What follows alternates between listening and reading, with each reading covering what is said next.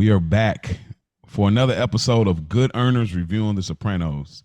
And here on Good Earners, we like to talk about family, finessing, finances, and feelings in the world of Tony Soprano, bringing you a new perspective, a fly perspective, and a black perspective. It's not just me, myself, and I, but it's my two capos that are with me, Spike Lou, Big Rich Town. How you fellas doing? Can't complain. What's going on, brother? What do you hear? What do you know? Just checking in. You got a better impression of Vito than I had of Tony. Hey, whoa. Please don't compliment me on the Vito. I said it correctly. I think I was spot on. No, it's a joke. It's a joke. I was there. I was here. But hey, y'all know what y'all here for. For those that are continual listeners, I mean, hopefully we're continually just making y'all Mondays special. For those that are new, man, strap on your seatbelts, man. It's a wild ride. Never mind. Let me stop. Nah, it's here. No, I was there. I was here. We're here now. Like we didn't let it brew for so long. Now it's time. It's time. I gotta stop myself so many times, man. The jokes is right there. I feel like you're doing it on purpose. Oh, you got to. We here now. We didn't build that up since at least season 4. Probably the first episode shit we was talking about. Low key. Like y'all saw him in the donut shop. Mm-hmm. Really? Yeah, you're right. Before he was Vito. Right. I seen the Legend of Tennessee Moltisanti. Yep. So we're here now. So but yeah, we before we get into today's episode, not as many emails and everything, so I know some of y'all can appreciate that, but we do have a few from supporters of ours. So the first one comes from I believe Anthony Amaker. Shouts out to him.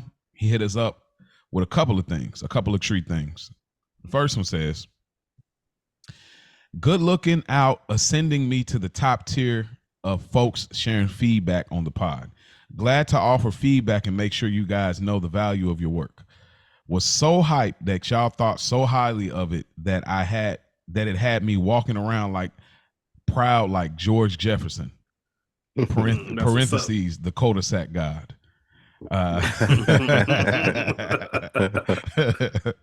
He said y'all better know that George Jefferson, or parentheses, the Neferson, is, or I'm clowning y'all for life.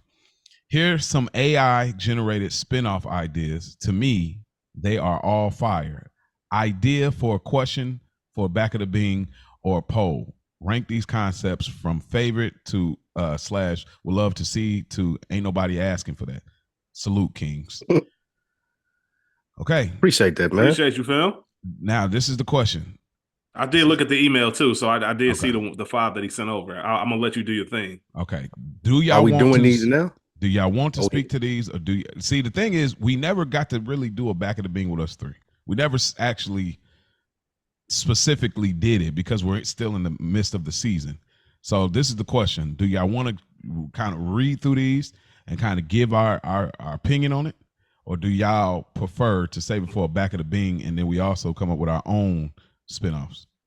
Let's save it for a back of the bean, but I will say this. Mm-hmm. There were some interesting concepts. Some of them that I wouldn't be interested in watching. I think they were very interesting. The Pauly one I would definitely watch and discuss. Mm-hmm. The Adriana Jr. would be interesting, but I don't like Junior that much, especially after many Saints ruined Junior. That's what I'm saying. It's not canon, and we utilize it from time. Me and Spike definitely was using it a lot as canon to define Junior's character.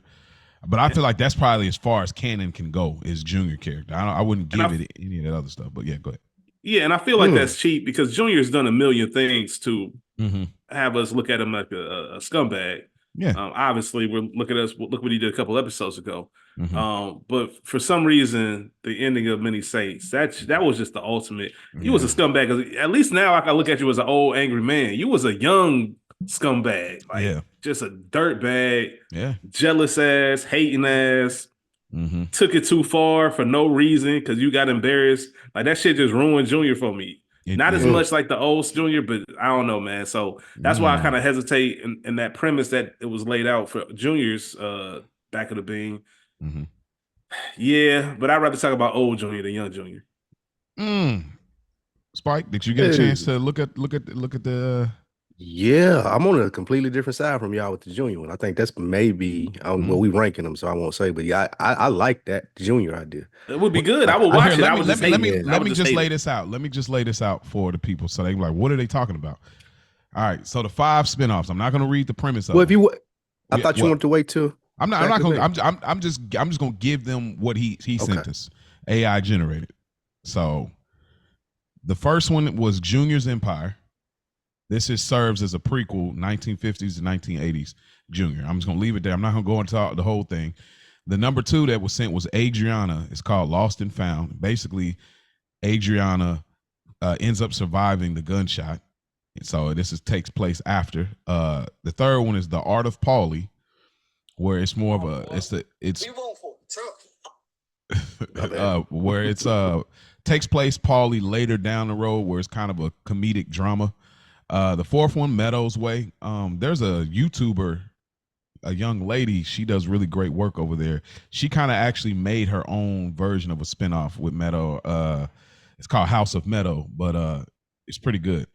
But this focuses on her and being a lawyer and stuff like that. And then the last one is Silvio, Behind the Curtains, and this is supposed to be a prequel, deep dive into the backstory of Silvio. So the most interesting one you said was Junior for you. Me, I think. I think that was definitely one of the most interesting ones for me. Mm-hmm. Yeah. Well, I'll talk about it once we do the Bing episode. But yeah, just the reasons why. But this is a good list, and it's also crazy what AI can do. Like you just plug something in, and you got 5 Sopranos spinoffs. Like, jeez, bro. Right. I bet Power using AI right now. Man, you funny, man. You look like Junior would be the best one. Like if they were real shows, and that would probably be the one nominated the most. But the most interesting to me would be the Paulie. I look at that as like Barry. If anybody's seen the show Barry, like dark but humorous. Yep. I think Paulie could just do that. Yeah. So I won't speak too much for it. I don't give a fuck about what Meadow doing. Yeah. Unless Noah come back. Right, exactly. Now that'd be great. We probably the only people that like give Noah the look. Like nobody else gives him the look at all. But I still say this, and again, we'll talk more at that would got to be the next Back of the Bing. And it's got to be the one with us 3. But I still think I say Big Puss. Like I still think I would love to watch his whole come up, like this character where he would be the Better Call Saul. You would think I don't care nothing about no Saul. I don't, you know what I mean? Like I'm not interested. Then you'd be like, dang, Big P is actually interesting. And how it got all up. I would be very interested in a prequel of Big P. But again, we'll talk a little bit more at length on our own, because I want us to come up with our own spinoffs. That we think prequel or sequel or whatever on our own. But man, shout out to you, Anthony. Man, that was a great email. No doubt. We got a YouTube comment from our last episode, season 6, episode 4, the fleshy part of the thigh, from Xander Leo Schiller. This podcast has the makings of a varsity athlete. Thumbs up. Hey. Emoji with the shades. Hey, appreciate that. Thank you. I'm glad it's good to know we don't have small hands. And then our last one, I believe is our last one. This our man K-Dog, Key. You know what I'm saying? Kiori. He says Rich was 100% right about the casting being spot on for the evangelist. He looks like a mix between Ben Shapiro and Martin Shkreli, and his smug ass look was extremely punchable. I wish y'all would have went in on this dude, because that would have been hilarious. Crying emoji. Well, Kiori, we would have. But Mo gave disclaimers before we started the episode. he restrained us. We could have went. We could have went in. Mo pulled me into the office. Hey, Mo pulled me into the office before the episode. It's a joke. It's a joke, Mo. Hey, nah, he definitely did, man. Close the door and everything. Close the door. Like, hey, look, Spike. I know how you get, man. So I'm just saying, for my sake. Right. That's funny. But nah, I appreciate that, Q, because you look at him, he just looks like he definitely got that face. He looked like he looked like he carries his Bob around everywhere. Oh yeah, absolutely. Respectfully, right. But he just looks like that. He looks like They casted a spot on that. Yeah. I bet his search history is disgusting. He looked like he said, man. so you've been to the Bing. Right, exactly. Like his search history. What was his issue? Was it he said it was strippers and cocaine and strippers, man. Okay. Yeah. He was a wild boy. Yeah, he was a wild boy. Close to OD probably. But yeah, that's it. That's all. That is appreciate y'all out there. Appreciate y'all. Thank y'all supporters of ours. If y'all want to reach out, goodearnerpod@gmail.com, or y'all can hit us up on Instagram, goodearnerpod_Sopranos. Spike Lou, what episode are we reviewing today, brother? Mo, this is season 6, episode 5, entitled Mr. and Mrs. John Sacrimoni. Johnny Sack is planning a wedding for his daughter. Tony gets back in the swing of things with his work, and he starts therapy back with Melfi. Junior, he's going to a psych ward while waiting on trial he's going to a psych ward while waiting on trial. John wants the mayor of Munchkinland gone, and he asks Tony to do the favor. And Vito is caught in a compromising position. This is season 6, episode 5, Mr. and Mrs. John Sacrimoni request. All right. Speaking of requests, we open up when we see really nice wedding invitation. This was nowhere near how ours was. This is really, really nice though. But all I wanted to ask, because it's such a short scene with Rusty, is how petty is this? Who's a lot of petty on Johnny's end. Rusty literally was with Lil Carmine, like trying to get you up out of here. It's a lot of petty activity that goes on this episode from a lot of different people. Yeah. But I actually look at this as more as part of the game. Oh, okay. You know how it is. Not just how this culture is, but actual John himself, how big he is on tradition. Like, it's a wedding. It don't matter your worst of people, like your worst of friends. Like I remember when The Last Dance came out, right? And everybody know Jerry Krause. Everybody hated Jerry Krause. Like, everybody had some kind of disagreement, beef, like to the point where I do not fuck with dude. I'm letting it be known. There's no secret that I don't fuck with dude. He didn't invite Phil Jackson to his daughter's wedding. And even then, I forget who was the owner's name of the Bulls, but even then he was like, man, you don't do that. Like, if you work together, if you're in that setting, you do that. You know what I mean? Jerry, Reinsdorf. And that's kind of what this is, man. You invite everybody, New York, Jersey, you invite them to the wedding. Now, it's kind of like chess. Because I don't fuck with you, and I know you don't fuck with me. But you're going to look like the asshole if you don't show up to the wedding. And if you don't give a gift. You know what I mean? So it's kind of, that's just how this game goes. I got to invite you off GP. So, fair enough. Petty, but also still part of it. It's mob politics. Yeah, mob politics. That's all it is. And now Rusty in this tough position. Like, damn, do I go?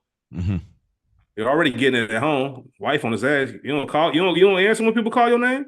Hey, man, if you okay. Hey, see? I ain't even gonna say what I would have said to her. And see, that's how you know what time it is, because you remember what's they're both deceased now, but Tony Blundetto, what's the other guy's name? Angelo. You remember that when he pulled up at the club and he was talking about how Rusty has to make an appointment, to like have sex with his wife. This scene definitely didn't help that whole joke. You know what I mean? It's like, oh, yeah, you ain't. Yeah, who didn't get no cutty last night. Now, this is a weird transition. I don't know if we've had this before. Maybe y'all remember, but I don't. But we get a time card where we see 6 weeks later, and I don't ever remember them doing. It might have happened once before, and if so, I might be making that up. But it is a good indicator. It's something Spike always mentions. Like, I'm glad we do know exactly where it is, not just from this event, but where Tony is as far as getting out the hospital. Okay, I guess you do need that part. You do need that. Yep. Yeah, because if you just got out the hospital and you already moving around and going back to work, but it's a little bit more. It makes you understand the crew's behavior when you realize it's been 6 weeks and really longer. You've been in the hospital for longer than that, so it's probably been a couple months, 2 to 3 months at this point. So you've been going for a minute. I bet David Chase really hated to have to do this. Because you know what I mean? Because two episodes with Tony being around the house, just doing mundane because shit. The timing of it all, like I know he hated to have a time card in it. I mean, he probably was like, all right, do whatever. But like, I because he never styles things like that. Like, and this, I think this episode is directed by Steve Buscemi. I think I seen it in the opening credits.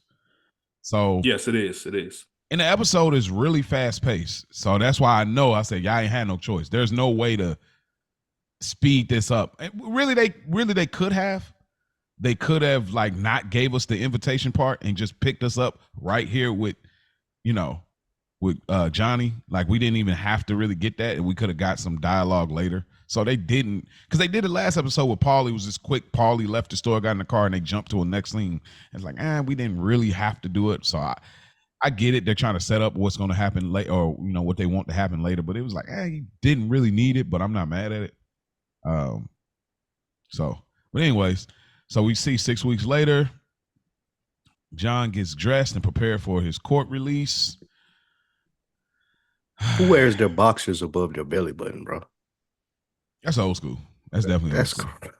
Speaking of boxers, that's crazy. Yeah, that is. This reminds me of a Jay-Z lyric. Watching this reminds me of a Jay-Z lyric. And I'm always fascinated how people can just take regular mundane stuff and just say it in a different way, like find new ways to say the same thing. Like in the We Made It, like nigga, we made it. That freestyle that he had with Jay Electronica, he had a line where he said, "I come to court with black boxers on." And the reason he said it is because in the state of New York, like New York correctional facilities, they don't allow you to wear undergarments that aren't white. And I just love the fact that he was creative enough to just say, like, I'm so confident, nigga, in this court case that I'm coming with black draws on because I know I ain't going to jail. That's pretty. And good. I see Johnny sacking these white draws, and it just reminded me of that lyric. Like that was something real simple, but just to find a new clever way to say something like that, and even know that's how the correctional facility work and what you wear and shit. I just thought that was clever. That has nothing to do with a deep cut right there. It kind of does. I think Vito could appreciate that lyric. There you go, man. But yeah, man, that's what that. That's really good, though. That's really good. Yeah, coming up, nigga. I'm that confident, nigga. That's my lawyer that nice. I'm never that untouchable. Caught that live. That's nice. Yeah, man. I come to court with black boxers on. That's good. That is, boy. Never mind. I was about to go into a whole jail thing. Never mind. Yeah, this ain't Oz, my nigga. Oh, all right. I've been off that train like that. I was like, all right, they took it too far. Hey, listen, let me tell you something. Shout out to all the creators. Yeah, let me shout out to all the creators. Shout out to everybody out there creating content, doing whatever. If there is an Oz podcast out there, but y'all need to get shut down immediately. Is anybody talking about Oz for fun? Y'all need to get y'all shit shut down, microphone snatch, the whole nine. They probably glossing over that. They glossing over that. Like, because they say Oz is like the first original HBO, like, kind of prestige, at the TV or whatever. Listen, I never forget a nigga asked me for my HBO login once so he could rewatch Oz. Man, I prayed for that nigga for like 3 months straight. First thing in the morning. Oh, man. Because I'm like, what you got going on, bro? Why? Yeah, there was one Oz podcast that, Why you want to watch Oz, man? It's for fun, for leisure. Yeah, like you ain't got nothing else coming up. This is your passing time hobby. It's crazy. Y'all go check out Oz, man. But we basically get this Johnny, he's in a court case. They pretty much go back and forth for a quick second, and he's granted 6 hours. I got an issue with this scene. Go ahead, Mo, because I'm sure you're gonna ask the same thing I'm gonna ask. Bro, this was again. They're starting for me. They're already starting off on a bad track on this episode because we don't really need the 6 weeks later thing. We didn't even need the Rusty opening the invitation. It didn't add to it. Then we get this. The lady has great points on why he shouldn't be able to do it, and then the judge just gives him the 6 hours anyway, unless he was paid off quietly somehow. It's just like she gave a legitimate argument. It was just like, "Oh, we're gonna grant you." Like, what do y'all mean? Like, it wasn't enough back and forth for me, and it's it just wasn't enough back and forth. It just felt like y'all just set this up because we want to keep details in it, but it didn't. It felt really forced, bro. Like I was under the impression that he was paid off. Yeah, That's the only thing that made sense. I'm gonna have to roll with y'all theory because boy, this didn't make sense. That's the only thing that makes sense. That's why I had to convince myself of it. That's how what it made it make sense in my head was, oh, she has good points, and if this had been someone regular, they wouldn't have went. But this is John Sacrimoni. He probably got to the judge. That's what I thought. That's fair. He blew a bag, so he definitely looking out. Okay, fair enough. Because without that, and the way she looked at him, it was like something going on. Like that's how I always took it. You see that John's little quick side note. John's daughter plays in the Penguin. Sophia Falcone. I didn't even realize that was the same person at first. Yeah. Yes, indeed. That too. She is doing a great fucking job. Jeez. Crushing it. Man. Mo, like, man, I'm tired of hearing about this damn Penguin show. Nah, I'm gonna get around to it. I will. I will get around to it. I'm still in my I'm in my Tuscan whatever, the Stallone show or whatever. Real quick. I'm sorry, real quick. I just gotta we can take 15 seconds on this. 15 seconds on this. DC they can't build a universe the same way Marvel did. Like they've shown us over and over that they can't do it, but I don't think that Marvel has anything that can rival a show like the Penguin. Do you agree or disagree? Penguin's DC? I agree. Or is there anybody? Batman. Yeah, Penguin's DC, Batman. Is there any show that they could turn dark and it still be that good? Because I think the Gotham City element plays such a big character. Yeah, Marvel doesn't have anything like a Gotham, and it doesn't have a character. I think that's dark. Marvel. I mean, Marvel, you don't think Daredevil was in the vein? I guess you could. Yeah, I guess you can do. I guess you could do something like that. Did you watch the Blade? Netflix series?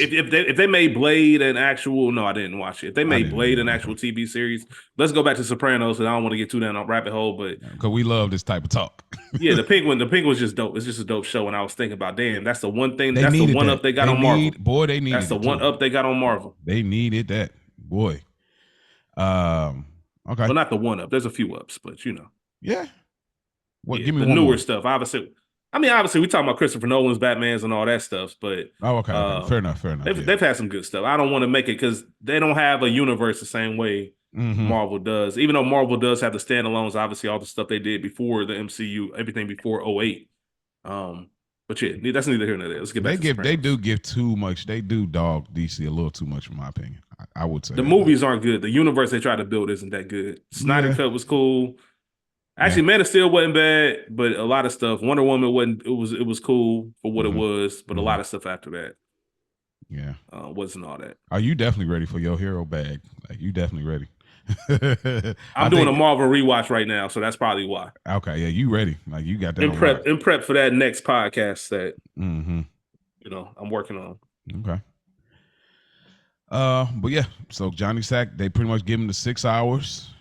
Man, I just was trying to fathom, like, how am I gonna lock in on this? Like, if I'm Johnny Sack, I'm trying to make it work. Cause they say, hey, you can't drink, you can't do this, that, this. I don't know. I might have to still indulge. Like, well, they watched him the whole time. He wouldn't have got it off, but that's what I was just about to say. That Mo, you gotta hire the most upstanding, wouldn't take a nickel off the sidewalk marshals. Because you think about that risk, and this is why for me it's so unfathomable. Unfathomable? Is that right? Yeah, unfathomable. Yep. For some reason I felt like that was too many syllables. Why it's so unfathomable for him to go is because all it takes, this is a mob boss. You know how easy it is for him to just get escorted up out of here. Somebody come and disrupt this whole wedding. You only got 2 of y'all. Now he missing. True. That's true. You know what I mean? It just doesn't make sense for this to even happen. Dang, you're right. That the severity of it is like, yeah, like how many people are there, and not only people but connected people. He's a flight risk. You know how quick we can just get y'all two up out of here, and then John somewhere else. What y'all gonna do? We can circle y'all in literally. Facts. We ain't even got to harm y'all. Dang, you're right. It just doesn't make sense. That confirms back to what y'all said. He had to be paid off as a judge because he's flight risk. 100%. Easily. Wow. Okay. All right, I stand corrected on that. I don't think John's the type that would run from a trial. I think it says something almost like when Junior told Pussy or talking about Pussy and said he ran, like we don't run. Oh yeah, even though Junior ran at the gravesite. Yeah, right. But I think it's something about standing up and like facing what you got coming to you like a man. I think that's a big part of it. So I don't think they would really run. Yeah, no running, no snitching. Yeah, no I think backing down. Like but still, Judge don't know that. True. We meet Perry, Muscles Marinara, and he pulls up on the Sopranos house. And pretty much, I really like Carmela this episode. I'm gonna get that out the way. But she's like all excited about it's your first day back to work and all that. He's doing a legal crime, like he can murder today. But hey, I'm excited for you, hubby. Like you're getting back to work, getting ready to steal and do illegal things to people and really, mess up people's lives. But I'm excited for you to get back to work. So pretty much that, Tony and him get in a whip. They roll out. Tony's, checking out his arms. And then he kind of has a road rage moment. I think that kind of covers this scene. So road rage. Yeah, don't come in my crib talking about you. Don't come in my crib bragging about being first runner up. Get your losing ass out of here, man. Get your losing. First runner up, nigga. Why did you say second place? Don't matter, nigga. Don't tell me shit if you ain't win. Sound better. No, it don't. Runner up never sounds good. Especially when that shit was probably like 5, 6, 7 years ago. Like, bro, I don't care. You a strong nigga. I get that. I see it. You ain't got to tell me what you almost won. Yeah. This nigga definitely look like Kurt Angle. I swear he do. But yeah, like it's funny how Tony reminisces over being able to bench 300 pounds at one point and how unfazed he was about it. Like, once again, the same way I don't care about what Perry's talking about, Perry don't care about what Tony talking about. Bro, I don't give a fuck about you benching 300 back in 78. Nobody cares what you bench press, bro. Yeah, like I'm looking at you. It's like when you got those uncles or you got those OGs in the family, and they're telling you stories about how they used to get busy, rather it was like getting women or how they used to hoop or play sports, and you look at their physique and you can't imagine that. It's like I want to believe you, my nigga. I know, baby boy. Yeah, man, you got it. Bro, I'll still think about that line over though. I know, baby. It hurts. I know, baby boy. I know, baby boy. I know, baby boy. Soprano. David Chase was out here fooling. He was. I'm going to use that, bro. I know, baby boy. But yeah, that's that's wild. But yeah, he pretty much about to like unsnapping the seatbelt. This happened to me in real life. An uncle of mine, by marriage, like he had real crazy road rage, real calm dude all the time. Somebody cut him off. This nigga put the car in brake so quick and unstrapped the seatbelt and got out. I ain't never seen a nigga get that mad before in my life on road rage. I don't ride with people with road rage. Yeah, I don't ride. Like if you got road rage, I'm not riding with you. If you get shot, you can get shot now. Yeah, yeah. Like, I talked my wife down a few times because she was snapping on some chicks through the sunroof. I was like, this was like when we in the early 20s, Like that's a little bit different, at least, but still. Yeah, but like, I like, hey, bro. Wait, like, your wife was outside the sunroof snapping? Well, they was outside the sunroof. No, she was like on the highway. Baby, you gotta sit your ass down. Yeah, I definitely like. Oh yeah, I was definitely like, hey, bro, what are we doing? Like, and this is early 20s where you stupid still. And you know what I mean? You don't know the severity of things, but yeah, I remember that. Like, hey, listen, you got that'd be one of the most awkward things to be in when you're not even that hot, but your girl be snapping like she's all the way pissed off, all the way like, hitting your horn. You driving, you grabbing, hitting my horn. You looking at her like, bro, calm the fuck down, like right. This ain't gonna go the way they're really out of their element. They're passionate, and you're not in that world with them. Like, that is crazy. I can't be in a car with bad drivers. Road rage drivers, bad drivers. I remember being in a car once with someone who like was tailgating people on bikes. That shit gave me so much anxiety. Oh no, you gotta stop. No. Like you on their ass. And the nigga on the bike, we was on a residential. The nigga on the bike, like a couple of times turned around, like what the fuck? And I'm like, hey man, like you gotta chill, bro. And what makes it worse is they don't ever think they doing nothing wrong. That's just how they drive. I'm like, I got it. They be like, I got it. I ain't never riding. I don't like riding with people. I don't like riding with people that drive fast. All that shit. I can't stand it. Like dudes, like I ride with some OGs. They just, I got a cousin like that, and there was an OG that was like an unk type dude that was like driving fast, like everywhere we going to the gas station real quick. I mean, niggas switching over to the opposite lane in a 2-lane.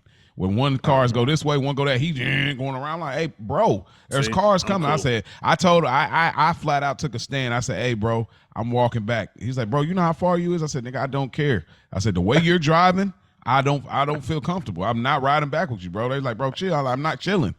I'm not riding back with you, bro. I got stuff to lose, dude.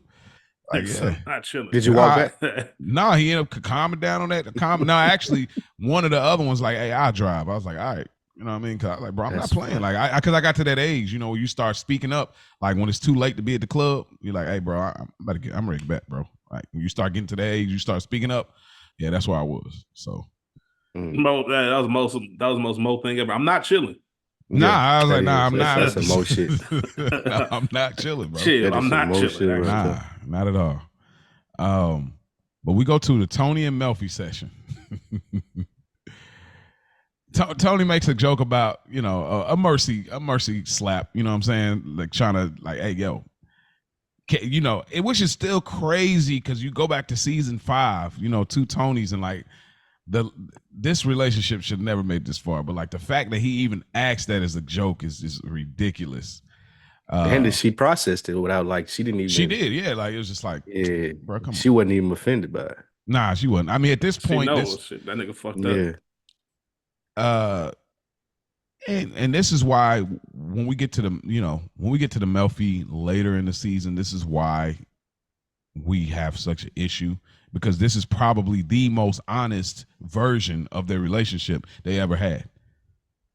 Ever. Like this it right here. Like this very moment. They've been seeing each other for years, and he even tried to date her, and you know, all of that. And to go where it goes, it just don't make sense. But Tony says that each day is a gift and it will stay that way. Wink, wink. And then Tony brings up AJ flunking out of college, but she reminds him that he left Seton Hall, which is a great callback to season 1, college. And we find out AJ works at Blockbuster. Anything else y'all want to add to this? Obviously, her wanting to do her job and really get to the point that your uncle just shot you, tried to kill you for the second time. We got to talk about this, and it lets us know that Tony's dead serious when he says, I don't want to speak about Junior. And he holds true to that. But yeah, like you obviously, this is like you said, Mo, at this point, this relationship should have never even gone on this long. But it's a clear indicator that Tony's here for his own benefit and gain. He's not here to get better, air quotes. He's here to figure out a way to finesse the game. Because if you don't want to talk about that type of shit, then what you here for, bro? What you want to talk about, right? Yeah, like what you here for? Do y'all think, because we spoke about it a little bit before, but do y'all think even at this stage, because Melfi leaves, like, so we got a lot to talk about. Do you think she's still kind of getting a slight thrill from this? Yeah. Okay. Absolutely. You can see it on her face when he asked about the mercy. Exactly. That's what I was thinking. Yeah. Like it's like if I was a listener of Good Earners, every big landmark episode, I'd be excited. Oh shit, I can't wait to hear what they say about this. He probably felt the same way. Yeah, fair enough. Yeah. Fair enough. I can't wait to hear what he got to say about this shit. Like this been all over the newspaper, like. But you know how it is too when you got like it's a family member or a friend you ain't hollered in a while, and they about to hit you, nigga. Man, that's what we hear. You know they about to drop a big information bomb on you. Bro. You gotta think, Melfi probably goes into it thinking like I'm the person I know more than probably people he worked with on an everyday basis knows.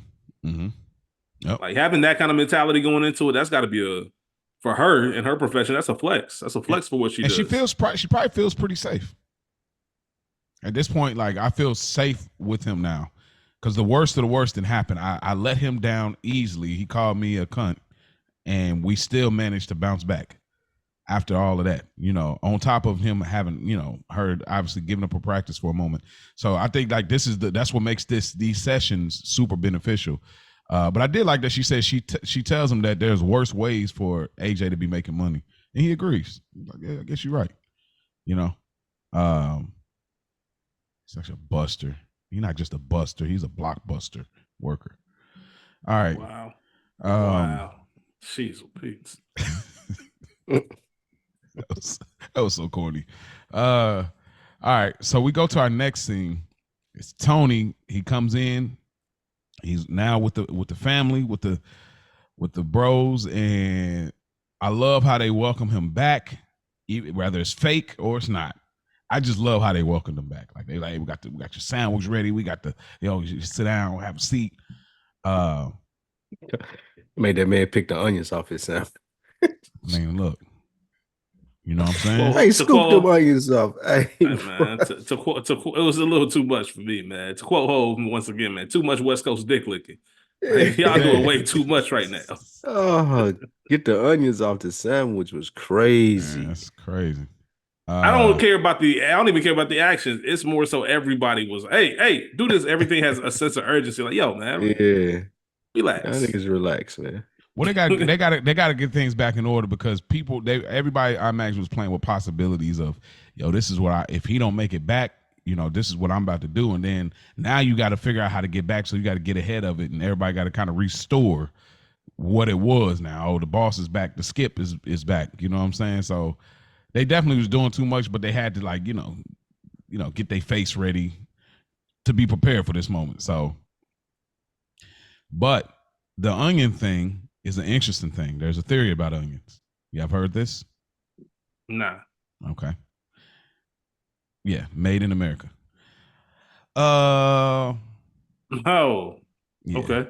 Mm-hmm. Chris and Tony showing their scars. This is crazy work. What was the theory about the onion? Okay. He can't have onions, right? Oh, this is a bread roll. It's not a sandwich. It's a bread roll. Yeah, it's not saying. Yeah, it's like with onions on it. It's like it's a bread roll, like a bowl thing. Oh, well, just onions? Almost looks like a bagel, but you got a whole. Yeah, it's like a bagel. It's like think of a bread bowl, but you almost like a soup bowl, but instead of it's not that wide, they put onions in it. It looked like a donut almost. Yeah, but they got it like a deeper. Bagel. It ain't got a full hole, but it's like a deep hole right there where a donut hole would be, and then they stuff it with stuff. So basically like a bread bowl. Yeah. I like bread bowls. I ain't had them in a while, but I do like bread bowls. But yeah, showing y'all scars is wild. Like the fact that like it's like showing your scars and it's your stomach is like I just don't know how you get there. Because that man in there. Tony, he doesn't know what to talk about. He been out the loop. Yeah. So he in there to talk about his hospital stay. And don't nobody care about none of that. Mm-hmm. Like that's the theme of this episode too. I don't care about nothing you saying. He talking about I was the first one they tried this blah blah blah on everybody. Like, hey man, you in? You playing this game? Like, what you trying to do, bro? We've been chilling for the past couple months. Ain't nobody come back to hear you. Ain't nobody come wait for you to come back and talk about your hospital stories. Mm-hmm. Like, bro, what you trying to do? This is one of the most interesting scenes in the show. It probably goes overlooked a lot, but because these are the moments when people like when you were first watching it, not everybody, but a lot of us was rooting like, okay, Tony's going to turn and finally be, who we want him to be, is like this good person, quotation marks. And like, it shows you how this world swallows you up. Like you cannot, like, this is the moment. Every day's a gift. Janice is looking at him crazy saying that, like, what are you talking about? He's right here telling about the doctor stuff and everything. Ain't no time for that. We don't want to talk about civilian matters. We don't want to talk about regular stuff. And then also confirms again what Carmela said. These are not your friends. They're friends of yours, but they're not your friends. And so this is a moment like even Tony internally feeling different. He's on a different planet right now in comparison to them. And they just, it don't register for them.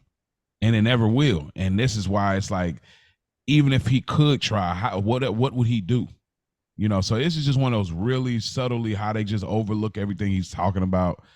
But I didn't really like how Seal was just like skipping over Tony's stuff. Like he was like mad impatient. Like this nigga wasn't just in the hospital for your asthma attack. Like you almost got whacked from asthma. Like I really didn't like that from Seal. Like if it was somebody else like Paulie, cool. I get it. But Seal, come on, bro. You know why? Why? Because Seal was acting boss for the past couple months. Man, he got used to that shit. What do you mean?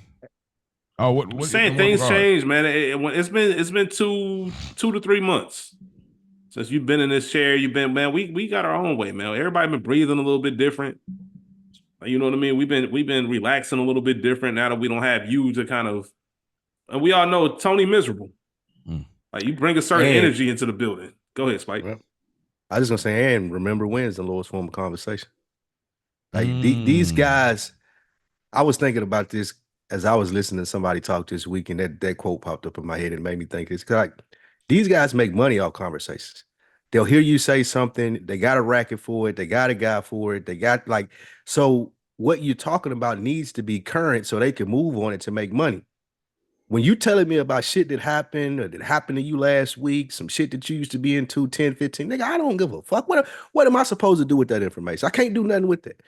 That's why I remember when like somebody was telling me their life story this week. I'm like, bro, I could kill less. Like just like, but it made me think of this. Yeah. Like remember that I can't do like if you in this world, if you are like what they do and how they make money with the rackets, like you picking up on every little thing. That's why the conversations are so important. That's why a motherfucker like Vito makes so much money. Because we come later on telling Tony about the dude is like the horses or whatever it may be, or the hood thing. Like that was a perfect example of it. Or the thing with Carmela's cousin.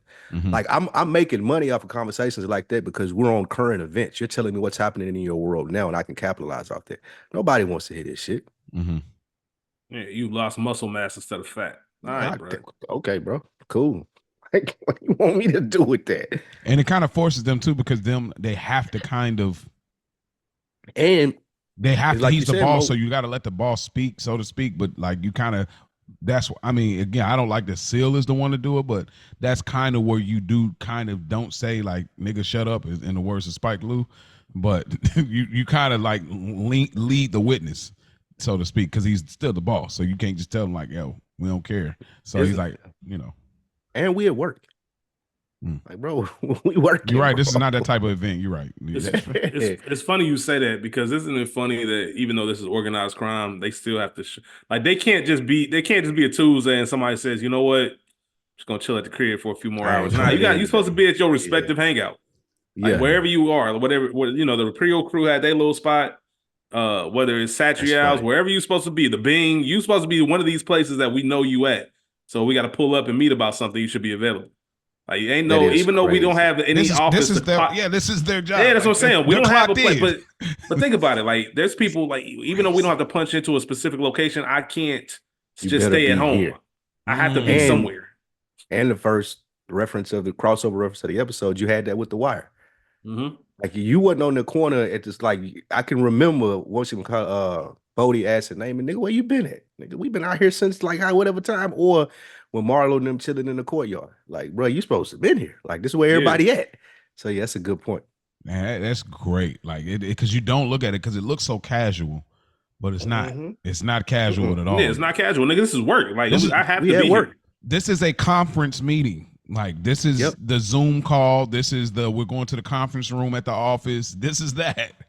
Like, you know, I mean, it's not the formal sit downs that they have, but this is the casual Friday conference meeting. You know, that's really good point. Like we do forget. Ain't no work from home. Yeah. Nah, that's good. That's a good point because we forget like these guys are not like regular civilian. This is the job. Like, and I love the moments like this because it looks like you just said, Mo. It looks like it's just some. Hey man, we just had on Saturday house, man. Come through, have a drink. Like, nah, nigga, you supposed to be here. Yeah, nah, it's a job for real. Like, that's a great point. The guys are not interested at all in what Tony's his hospital stories and relationship, but I think this is why Melfi is a tremendous help for Tony. You know, especially now. Like, I think this is where he, you know, should speak to her. And for all we know, he may have spoke to her about these things. It just wasn't on air. But yeah, that's definitely where like Tony always needed a Melfi because he needed to voice these things because this is who he is. Yeah, man, they don't. It's just funny how people will play so many different roles, but depending on who you are, you only view that person as one thing. You know what I mean? Like to them, that's boss. Yeah, they don't care about Tony Soprano the person. Melfi does. But they don't. Like they care about Tony Soprano, the boss. Yeah. Like anything that has relation to you being a boss of this family, That's what I care about. But all this other shit you talking about, your hospital visit, the operation they had, your scars, losing muscle mass, how you feel about your uncle shooting. Nobody would dare ask him how he feels about that, because that's not a boss. That's a boss worker relationship. You know what I mean? We all do it. We are different people. Look at our parents. Like, we look at our parents as our parents, and not that they're siblings. They have their children, their friends. They were whole individuals before we even got here. You know what I mean? But we look at them from the lens of, oh, this is that person. You play this role in my life versus this is who you are.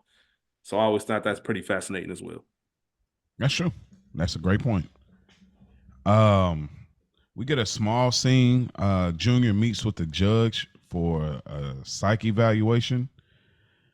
Anything y'all want to add to that? Junior ain't got to go to jail. He locked up, but it ain't jail. Fair enough.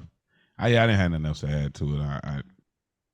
Did they say whether he was going to the private or the public facility? Did they say that's why I was kind of unsure. They recommended the psychiatric. The judge said he recommended the psychiatric holding facility. Got it. So it wasn't a public facility. Oh, okay. So it wasn't like I don't know. I know it's not a senior citizen home, but I don't know why I never put it together. Like, I know everybody in there got something going on mentally. They're criminals. Everybody in there is criminals. They're all criminals. It's not like a voluntary thing. He was moved though, and they act like it was because of money. Y'all remember that? It's later on. That's later on. Yeah, that's later on. But he was moved. Okay. This is just so like, this is more so like he just shot somebody. Where do we put him? Do we put him in jail, or is he fucked up like y'all say? And I don't want to take light of dementia. I don't want to say but does he have a got something going on? Something going on with this dementia. Can he go to jail, or do we have to put him in a psychiatric facility until he stands trial? They do such a brilliant job with Junior, like in these little scenes, like just him looking at the Tic Tacs. Like, we've been wondering this for 4 seasons now. Like, is he? Like, is it something wrong with him? Is he just playing now? Yeah, like you look at him looking at that Tic Tac, and it looked like something wrong with him. Oh, now is he doing that on purpose? Yeah, again, and now it crazy. How crazy would y'all know? Yeah, now y'all talk about Johnny Sack. We talk about the theory he never even had to use the bathroom. We talk about Johnny Sack sitting on the toilet. Yeah. What if Junior this whole time didn't have anything going on? He just flat out, he just flat out crashed out on his nephew. I've been waiting to shoot your ass, nigga. I've been waiting to do this since Libya was around. Like, I held off because your mama was around, but now your mama gone. I'm gonna play this whole thing up so I can shoot you in your chest, nigga. That would be hilarious. I know, obviously, there's a lot of proof there, but like, that would be a funny theory if somebody could say, "Hey, did you notice this?" No, if somebody could put something together enough, I'd be interested in reading it. But yeah, that would be hilarious. Just like, I just been wanting to shoot you. But going back to the real reality of the whole thing, not Theoryland, it's very interesting that at one point Junior was playing. Now he ain't playing in these little moments, like, so it's one of the crazy. Yeah, it's one of those crazy things. Yeah, it's crazy. We get Johnny and the Sacrimoni's at the prison. Jenny Sack is trying to, reach her goal by losing 8 pounds. That's gonna make a total difference. 8 pounds is crazy. You wild. I mean, she just need to get surgery on that mole and she'd be set. Great casting for the daughter. Yeah. Which one? Both of them, or the one getting married? Won't get married. Yeah. I think so. Great casting. But yeah, it's these moments. Hey, man, it got to the point I can't even look at Spike sometimes, bro. It's like sitting next to your friend in school, man. You just can't. He just laugh. Yeah, just quiet. Yeah, because I know exactly what Spike was saying when he said that shit. And I'm just like, man, is this a Penguin reference? No, I'm talking about the other daughter. I'm talking about the other daughter. Because Spike be saying shit, but he don't be laughing. He don't be letting you know. He don't let you know how he means it. He let you put it together yourself. Right. However you want to take it, you can take it that way. Hey, I'm weak because I do the same shit. Like, I ain't say, all I said was this. I ain't say nothing else besides that. You said that. I didn't say that. I just pointed that out. I just said it was great casting. I just thought it was interesting. The line I always use from Love and Basketball, I just thought the girl should know. Yeah, right. I use that line all the time. I just thought the girl should know. But yeah, interesting casting there. You know what I do like about this scene though? Johnny Sack is in prison. You know, it is what it is. As far as he in there, but he got his whole family there. He got his son-in-law there that he calls him dad, his wife and his 2 daughters. And I like the fact that you know how it is, like when you're looking forward to something, like rather you about to take a trip out of town or you got an event coming up that you're about to be a part of that you're looking forward to. You know that build up towards it. It's that anticipation. I could tell, like you could just look at, I don't know how he got it off as far as the acting, but there's just these subtle things of you could tell he's excited about these 6 hours of, being out and about to watch his daughter get married and stuff. Like he's in prison. And once he he's back to the reality of, it's gutter out here. But I love like this anticipation. You can almost feel it in a way. And I liked it. I really liked it. I'm a big fan of the family aspect of The Sopranos. So I did like seeing this. I'm surprised Johnny Sack wasn't in one of those spinoffs. But yeah, so I did like this little part of it. I said, thank you, John. Thank you, who? Meant that shit. Thank you, who? Yeah. That nobody ever get that off of me ever. Like that never happened. I just never. You don't call your father-in-law dad? Nah. Oh, wow. Yeah, y'all always Mr.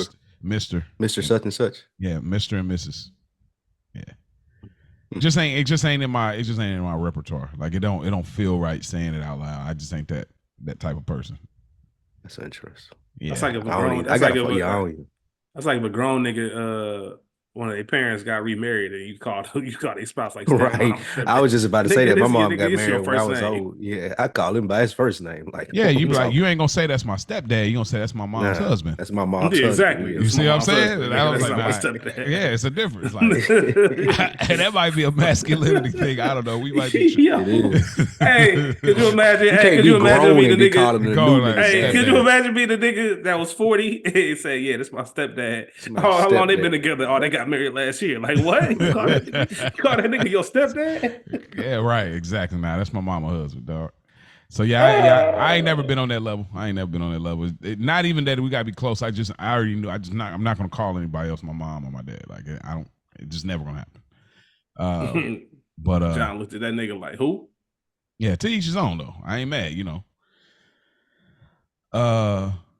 We go to the next scene. I guess we're back at Sack's house, and they're talking a little bit more about a racket or whatever. And how do y'all feel about this other guy, the guy that was like took care of his mom or whatever, the other bald guy that was kind of helping Tony out? What do y'all feel about him? Is that dude dad? The driver, the new driver, Mariner? Nah, that's not his dad.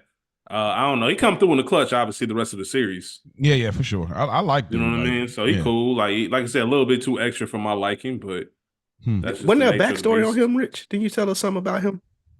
No, that's not the same. No, that's not him. And that's the same dude? Nah, it's the other dude's like more muscular. Like the one Rich like is he's a little more like muscular and stuff, but like, we got the famous Vito scene with him. And of course he was with Benny, when they was whooping up the cop. He actually got hair on his head or whatever. But now which backstory? Which backstory? I don't know about no backstory, but I thought I remember forward story. I thought I remember you telling us something about this dude like being like like he was in part of a real life soprano or some shit. I thought I remembered you saying about him being a part of organized crime. Maybe I'm mistaken. Yeah, I'm mistaken, man. Yeah, I don't remember that. I know the Vito storyline was the actors that played Vito's idea. I know that much. Yeah. It says a lot about it. It says a lot about that is an interesting thing. Yeah, because he saw that there was a real thing. He thought it was an interesting concept, but for him to take it to David Chase, that just says more about him as an actor.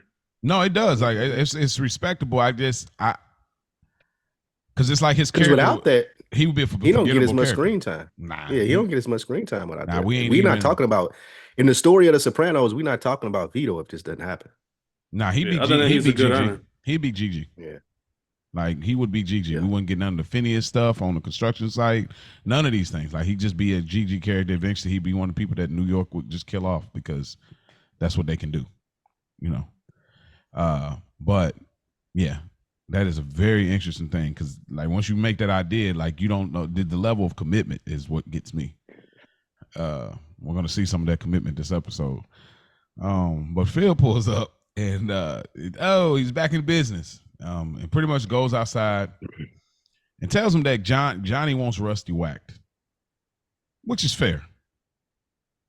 I mean, it's fair. Like you was really gunning for me for real with Carmine, and you wanted to see blood at some point. So, because Rusty never got off that ledge. Like he was definitely, Angelo was a little more. I'm a grandpa and all that, But pretty much Tony just like, nah, I'm not going. I don't agree. I ain't done enough. Let him marinate. Yeah, he should have whacked Rusty a long time ago, to be honest. Why? Rusty shouldn't have made it this long. Cause like I'm the boss now. You tried to challenge me for this shit. I think it's over for you. Soon as I'm in commission, challenge Tony.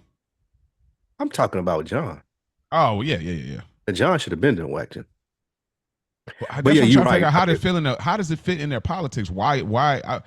I couldn't remember what the issue was of why he couldn't. Or what the issue was, why he couldn't just whack him. Why who couldn't just what? Whack Rusty. Why John couldn't just whack Rusty to begin with? Yeah. He talks about it a little bit at the wedding scene. Rusty had a legitimate claim. It's almost like Game of Thrones and shit, right? Rusty had a legitimate claim to the throne.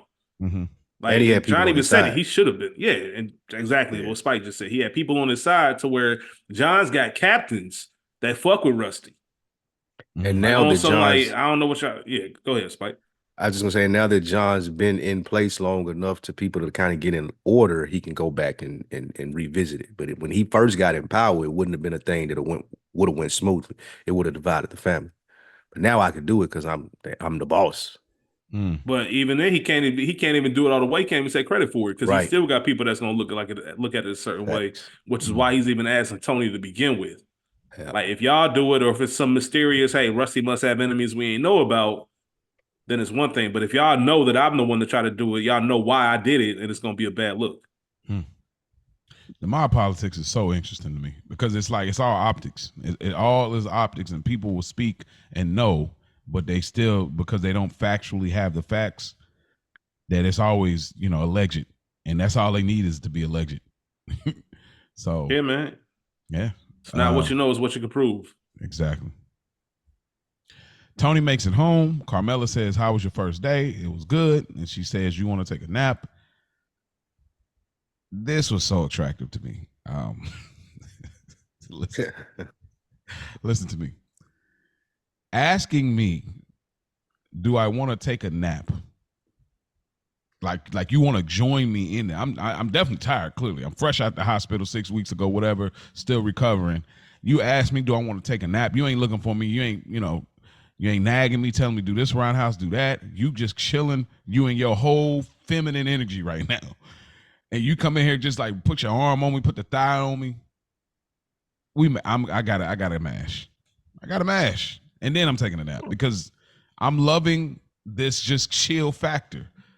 It's not I ain't gonna go there, but yeah, that I thought it was really attractive. I really like seeing this energy from Carmela, to be honest. Shoes on in the bed was crazy. There was some nice pants Carmela got on too. Yeah, I dig it. I dig it. Shoes on the bed is nuts. Outside clothes on the bed is crazy. Man, listen. Yeah. Well, that's that black perspective, y'all. Right. That's the black perspective, y'all. People here like, wait, what do y'all mean by that? Like, yeah, do your research. Yeah, yeah, that was really good. I like that. That's a black woman in that bed. You better take it, man. I don't give a fuck how. Man, shoes never make it to the bed. I don't know what that is. Like, they don't even. I can't even fathom that. Like, that don't even make sense. Shoes might not make it upstairs. Right. Yeah. Shoes coming off at the door probably. And before you lay down in that bed, you want me to help you take your clothes off is what a black woman would say. You want me to help you take your clothes off. Let me help you change into something more comfortable. Yeah, you do this shit on the couch. Hotel. Yeah, the hotel couch. Like you fall asleep on the couch, be it. But we know we get in the bed. Like, nah, man, we might as well just. Thanks. We go to the next thing. We're at the Bada Bing. It looks like this is the exclusive spot, like we seen in season 3, when Ralph was still around. It looks like Little Paulie's working the door now. Why is he working the door? Because Georgie not there no more. That's crazy. I thought Little Paulie had a little bit more. I thought he had a little bit more pull than that. Nah, he ain't a main guy. Working the door though. He do whatever they ask. Like he was supposed to get the dog poop off of Paulie's tires, man. So better get Benny or somebody to work the door. He got to have more clout than Benny. Is Benny made yet? Nah. Oh, okay. Hell nah. Come on. Think about what happens 2 episodes from now. All right. Yeah. Oh my God. Benny's 100% not made. All right. Okay. Hey, they nigga Phil would have never done. Well, he probably still would have done that shit. Yeah. Nah, I don't know, man. Phil old school. Phil follow rules. From the old school Janice. But yeah, he working the door. I mean, Paulie, he a hustler. He just do whatever's asked. You know what I mean? Like, and he got a better energy, better spirit than Chris had about it. You know. But yeah, we see pretty much he's covering the door. It looks like a couple of Matouche friends. Nah, these are whole new people. These ain't even. Hey man, you wild. They ain't got nothing to do with Matouche, man. Yeah, you a silly dude, Mo. That's crazy. Hey man. Hey, yo. What? Yo, this nigga. Wow. Oh shit. Ew. But it's even worse what Chris says. Yeah, man. Chris is fucked up too. Where's the rest of the thieves? That was funny. Yeah, man. Dog, that was funny, bro. That was so funny to be on the low. But yeah, pretty much what Chris got going on, like what is he got what? Is it calling cards? Credit cards. Selling credit cards. Okay. Yeah. Chris has been in his bag since he's been sober, bro. Like I didn't get to mention that when he was in the hospital, like how he was getting in his movie bag and all. Like Chris is in his bag right now. It seemed like since Adriana, since he did that thing for Tony, it seemed like he ain't got no distractions. Like and he ain't been using it. Don't seem like either. Has no, yeah, he clean.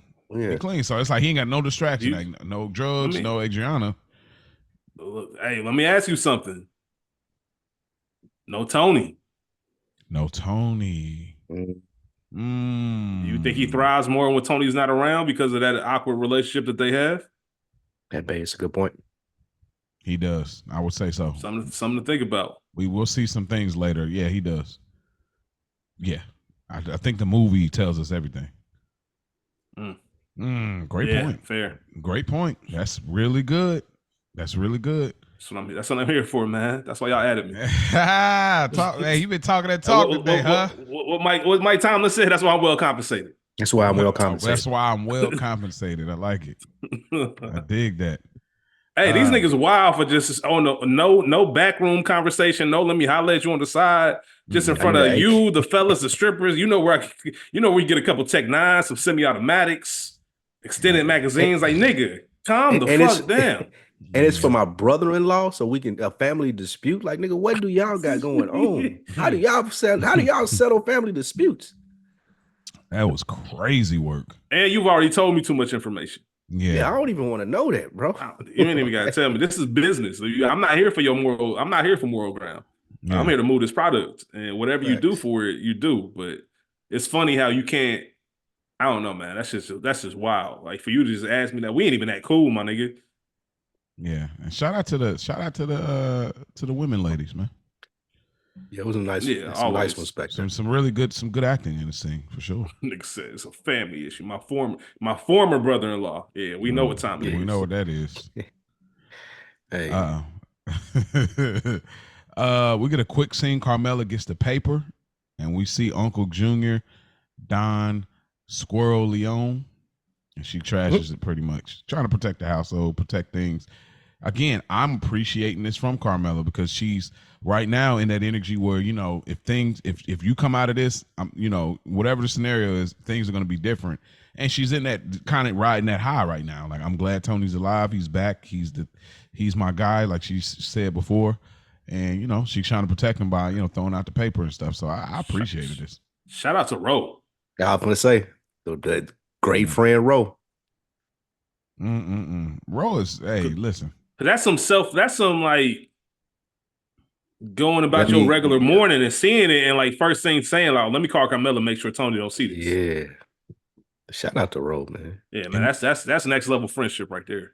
And I love that Carmella threw it out in the dumpster and not in the trash can in the house. Yeah. Like you don't even bring that in. You don't even bring that in the crib. We don't even bring that in. Like shout out to her, man. I love little detail stuff like that. Interesting that she didn't just throw that section away though. Like, cause I have a feeling Tony would have been like, "Well, where's the paper?" You know what I'm saying? Wait a minute. Hold on. She hold on. Let me see. She threw the whole paper away. No, I think she just took that part out. Oh, okay. She took that part out. She got it tucked. Yeah, she got it tucked. Y'all right. I'm sure she knows Tony well enough to know exactly what section she's going to read. That's even you know what I mean, man. I remember that. I know, man. I miss newspapers. My great grandma, like I used to be my great grandparents growing up. Yeah, go get the paper for me. Like, it's still intriguing to me. Newspapers so much. I still be intrigued. Even magazines, I'm still kind of. They used to be fun to read. I was reading some old sources in XXL that they had at the studio since they opened a new one. I agree with you, Mo. They are intrigued, like just still what they capture in that moment and like what they talking about. I was reading some old album reviews. They were reviewing what was it? It was Benny Siegel's first album. They were reviewing that. Yeah, The Truth. I didn't know that they got 4 mics. It was some other stuff they were reviewing. I just just reading the reviews, just like, damn, it's crazy. No comments. No comments. No, just straight perspective. That literally helped me figure out what I was gonna get. The mics, the XXL. We got an XL, XXL. I remember Hell Had No Fury getting a XXL, and I remember like, oh shit, I was a Clips fan, but I'm like, I'm 1,000% getting this. Yep. And then you want to see if it lives up to the hype, all of that, man. It's man, what a time. Yeah, I really wish I was in it. I wish I was in it at that time. I'm a little later. I'm more on when it converted to internet hip hop, all the hip hop blogs and stuff, more blog era stuff. But I still got a bunch of those XXLs and all types of magazines. I used to work at Kroger and Walgreens. I just put the magazine in the newspaper and scan the newspaper and get the magazine. Yo, real fan. That's some Jimmy McNulty shit. That's some shit Jimmy McNulty did. Yeah, taking 2 magazines out of the taking 2. McNulty would wait by a newspaper box till somebody open it and they catch it, run and catch it, and have them look at him like, you cheap motherfucker. You ain't got 50 cents. You ain't got a quarter. That's crazy. People pay what they'll pay for. Like you know how many people still be waiting around for somebody to put their cart back at Aldi's. They'd be like, oh, hey, you done with that? Like they don't want to put no quarter in there. That shit crazy. That shit's insane. It is insane. You're gonna get it back, and people still be like, I ain't putting my quarter in there. I say it's more so insane because I'll give people a little slack because I don't think people just casually carry quarters. Yeah. Especially if you don't know you're going to Aldi. That's one of them things like, all right, let me grab a quarter because I know I'm going here. Mm-hmm. If it's a random trip and like, damn, I ain't got no change on me. Like, yeah, okay. I ain't got it in. I ain't got it in me to ask somebody if you finish with that cart. Like, nah, I ain't. I'll watch you. I'll watch you. Like if I'm close and you coming this way, most times they'll just offer like, hey, you want this cart? But if they're close enough and I ain't got it, then I will just be like, hey, you done with this? You mind if you ask? If they were close enough, yeah. That fits. Yeah. I'm only gonna ask one person though. Like that's it. If they don't, then you ain't gonna stand. You ain't gonna camp out. Nah, that means we got to condense. We condense the whole shopping list like that. All right, well, we're only gonna get a couple items out of here because I've only been at Aldi one time. I need to. They say it's a spot. They say it's the number one. It's cool. It's cool. Yeah, it's a big chain because I think it started in Europe. Where it's like really big overseas and whatnot, but it's legit. It ain't the Aldi it was when we was kids. Yeah, but what I will say what's gratifying. You should try this just because to me it's gratifying. They have the brown paper bag. So that I don't know what it is about having groceries in the brown bag. Like they say, how many groceries for real? Yeah, I hate it when people ask for paper bags. When y'all work at a grocery store, they're like, "I take paper, please." Like, nigga. Oh man, I almost want to walk off on them. Yeah, it is different when you got to do it on your own. Well, I guess never mind. You may not appreciate that. Then you know, like, Yeah. But I know what you mean, though. It's a nostalgia. Yeah. It's a nostalgia to paper bags. Though. I respect them. Yeah. Fair enough. Very underrated Khaled song, by the way. Oh, absolutely. That Khaled first album, man, that shit. That early run, people don't talk about as much, and people still like nobody ever spoke out loud. I wonder whoever told Khaled stop saying nigga. That's what I've always wondered. This is just one of those quiet things. It definitely was. His wife don't fuck around. I think Rick Ross the one told him. Wife. I think it was his wife. No, I'm being serious. I think it was his wife. Bro. Is his wife Palestinian too? Yeah. Yeah, his wife don't fuck around. His wife ain't here for none of Khaled's bullshit. She ain't here for none of his shenanigans. I honestly think I legit think I read that somewhere that it was his wife. We really let him get it off too. We were yelling with him and everything. Who? Nigga, Fat Joe. Like Fat Joe still saying nigga. Fat Joe will laugh at you if you tell him stop saying nigga. Nah, that's different though. He Puerto Rican. Palestinian, nah. I don't care. Nah. It ain't different. It is. Being honest. It really ain't, but it is. Because Cardi, all them, ain't none of these niggas black. And you see, I just call them niggas. Yeah. Well, I call Soprano niggas too. Yeah, everybody's a nigga. Yeah, everybody nigga. Trump's a nigga. Until it's time to be a nigga. Yeah, right. Yeah. Till it's really time to be a nigga, then ain't nobody a nigga. I ain't nobody. But the niggas. But the niggas. Shouts out to niggas on the road. What you say before that, bro? Hold on. Mo, what you say? What? Who a nigga?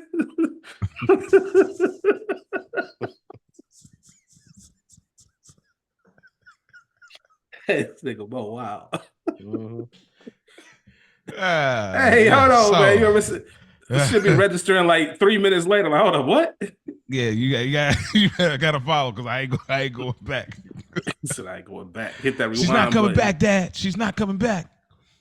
All right, keep going, man. Yeah, so the guy, the police officers, the cops pretty much pull up on Johnny Sack and they're getting ready to escort him. And he has a problem with the shoes because they're patent leather. This lines up to Johnny Sack's character. You know, nice. I want the legits. You know what I'm saying? Like, give me the real leather. Like, don't give me these, it's rent-a-tux type stuff. Shoes and shit. Yeah, for sure. Yeah. Fuck I look like. Yeah, shiny shoe, man. Right, exactly. Especially when you see how much, like, you know what I'm saying? How much money he put into the wedding. I spent half a rack on this goddamn wedding, man. Y'all got me in fucking patent leather. Heads are gonna roll. Man. Nah, that's real. Well, you gotta be, John, you way too detailed to even have this happen. Yeah. Mm-hmm. Make sure I told you what type of shoes I get. Yeah. Like, come on, bro. Yeah. I couldn't imagine wearing no patent leather shoes. Like, I can only imagine how much that lawyer getting paid. Oh my God. Oh yeah. Right. We go back. John looked like he read GQ too. Absolutely. I could see him sitting in the backyard. He's kind of based off John on the toilet reading the magazine. Like, he's kind of based off John Gotti, though, right? Like, he's a John Gotti type of. That's fair. Somewhat. I think they pulled a little bit from him, but yeah, we're at the Sopranos house, and they're going through their list and checking it twice. And Carmela complains about going to the wedding, which I was like you got something else to do, like. And then we see that they keep tabs on gifts. Well, you ain't got nothing else to do. That house ain't working. Like, come on, bro. And then they pressure Meadow about marriage and kids. It's a very accurate scene, in my opinion. How everything went, especially with how they were kind of pressuring Meadow, like kind of putting that on, like, when are you gonna do this and when are you gonna do that? And when are you. She wasn't saying that she didn't want to go to the wedding. She was talking about how fast time was going. Because she was saying that the christening was just, it seemed like yesterday, and now we at her wedding. I don't think it was like a protest of going to the wedding. How much money was they giving her? Like, this nigga was counting out $100 bills, and this was a stack. It wasn't no like just at least 5,000. Probably look more. like. Yeah. I mean, these guys really got money, bro. Nigga like said a 50-pound bundle of joy. That shit was crazy. And Meadow laughed. Yeah, Meadow laughed too. Yo, Carmela was fly too. That blazer she got on, bro. Like, I guess this is a part of her work. They're getting ready for the wedding, so this is obviously. But like Carmela, her hair was on point. The blazer was. She was getting it off. Like, she definitely made a comeback from the hospital scenes for sure. But yeah. And it seemed like Tony really was looking forward to like this grandchild conversation too, because again, Tony's still wrestling with who he was in the coma. I feel like that Kevin Finnerty is kind of pouring into the reality world right now with Tony. So we go to the next scene. Johnny Hold Sack. on, real quick, Mo. What did you think about them keeping tabs on how much they spent? It just seemed like some mob-like type thing. It just seemed like that's something you would do. No, being the one with kids. Mm-hmm. You go to a friend's wedding or their child's wedding. You get them a nice gift, knowing that you have a daughter who's going to get. Remember, Meadow's engaged. Mm-hmm. So knowing that you have a daughter that's engaged, knowing her wedding coming up, are you doing a little bit of, all right, got them this. They better step correct when my daughter. I would definitely like the gesture got to be there. Like you can't come with an empty envelope. Like that's definitely. But you don't know if John even gonna be around though. That's fair. I mean, well, John, Phil, whoever. I might have stiffed him on that gift. Like, nah, I'm talking about John. It's his daughter wedding. Phil ain't got shit to do with this. Like, I mean, you don't know if John gonna be around to read, like, you know, well, to gift like you gifted. Yeah, but you're not John fighting for his life on trial. Yeah, but you're not thinking like, okay, so he's gonna be in prison. But I am. If I feel like if you that detailed to be thinking I'm writing this down so I can get make sure I didn't get fucked over, then you also are thinking like, hey, he might not be here when she get married. That's why they pressing her on like, hey, when you think you get married? Because if we drop these 5 racks right here, and it's 2 years from now when John ain't nowhere around, like we just lost. Hold on, man. Fuck all that. John gonna be in jail by the time these niggas even open the car. Right. That nigga gonna be right back in jail. Yeah.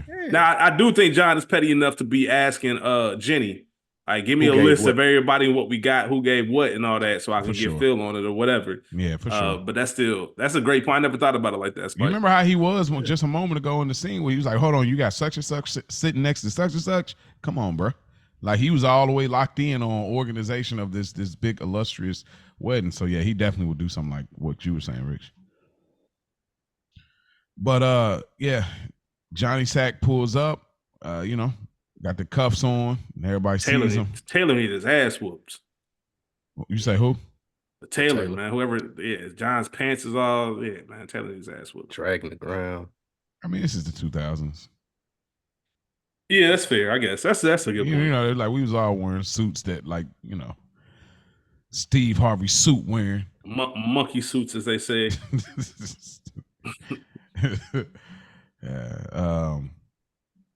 But yeah, they bring them in, and we got all of the U.S. Marshals here, definitely giving airport vibes, and courtroom. Oh yeah, bro. You think Bin Laden was in here getting married? Boy, that's crazy. You think Chris's guys was in here?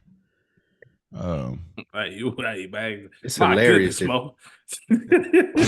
Mo tripling down on that shit, man. It's hilarious that they think that that Phil brings up him paying for it. Like, nigga, yeah, who you think gonna pay for it? Right. We're not paying for it. Like, yeah. That's why I don't like Meadow. Like, are you kidding? The government did that? Yes. Bitch, yeah, what you talking about? Niggas should be in jail right now. Jail, right? What are you talking about? Right. 47, however many RICO counts, man. Come on, man. Stop it. That nigga, he lucky he out. For real. You could pay for this. Yeah, this is the last piece of grace for real for you. But yeah, so Tony's coming, and he tries to tie a shoe, and he damn near pretty much busts his balls, and man, like can you imagine how this must have felt, bruh? The level of embarrassment. Because nobody, like, your family's acting normal. You feel okay long as your family's there, because it's like, okay, they looking at you like the regular dude. But then one of your mafia dudes, the dude that took care of his mom, and then Meadow wants to argue with them about, like, bro, like, what are you talking? Anyway. The brilliance of television, the brilliance of good television is, I always talk about scores and movies and scores and television, how it's supposed to, it helps the audience understand how you're supposed to be feeling at this moment. Like there's certain music and strings that you hear that know, all right, this is a tense situation, all that kind of stuff. This might be spooky. They do it in the form of Phil Leotardo in this scene. Because everybody else around Tony cares about Tony. They know he just got out the hospital. They understand. Phil, you see that look Phil give back? That's the look of, oh, this nigga weak. You look weak. Yeah. And this is the first step, obviously, as we go along further in the episode of how Phil looks at masculinity and standing strong. So just that one little slight grin, or not grin, it wasn't even a grin, but that one little slight glare, that let us know as an audience, like, oh shit, we supposed to understand that Tony look weak right now. We ain't supposed to be on the side of, hey, because we've been with Tony. We've been with Tony the whole time. We've been with him when he got shot. We've been with him at the hospital. We've been with him in his coma. Like, we understand. We get it, my nigga. Yeah. Like, they fucked up for even having you do this. But Phil, you don't fuck about none of that, nigga. If you ain't good enough to be here, you shouldn't have came. You falling out and shit. You the boss, Jersey. Yep. And it's a good point you make, because you can see that look on Tony's face saying the same thing too. He understands it. Yeah, they're making a big rush. Look how many niggas holding Tony up, man. Yeah, it makes it feel like, oh, this motherfucker ain't. I don't see Phil in the scene, bro. You sure it ain't the other scene with Johnny? I'm 1,000% positive. Yeah, if you look back, it's at the 22 minutes and 17 seconds, 18 seconds. Okay. All it is Phil looking back. Because remember, Phil was in front of him. He already, when he looked back, he didn't say nothing. He just looked like, oh, word. That's how we get down in Jersey? Yeah. Wouldn't let that shit happen to me, though. Hey, did you see how mad Tony looked, though? There's this moment right before they cut where Tony is like, this is really building towards the climax of this episode. Because he's trying to play it off. He's even doing a nerve laugh. But like where they go, where Tony, he's getting mad. He's like, all right. You know what I'm saying? Because, like, you got a nigga tying your shoe. Like, untying your shoe, taking it off, getting you water. Yeah. Civilians out here looking at you. You up here talking about, I guess I should have worn the loafers. Yeah, nigga. You embarrassed like a motherfucker. Yeah, you looking real. Carmela rubbing your head. Yeah, you know. That's not very mild bossish. Yeah, you look crazy out here. Yeah, that's really, there's no grace. You got the scar and everything on the stomach, nigga. No grace. Like Phil looking at you like, yeah, all right. That's crazy. But yeah, and pretty much they go into, you know, what Chris talking to Carlo, he's talking about Allegra. Ain't that cold medicine? Which is obviously the name of Johnny Sack's daughter. You pretty much get the wedding scene, and then after that, Vito comes to Tony about some business. But Vito doing this subtle compliment to Finn again is crazy. Like, shit irritates me every single time I see it. Like, it makes my skin crawl how Finn let this shit go for so long. Bro.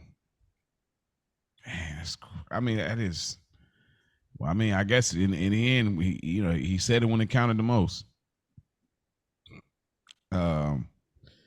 But yeah, like, it's just crazy. Like, oh, this beautiful daughter. Look at this guy over here, and just doing that thing again. Like don't. Calvin, hey, hold on, time out, man.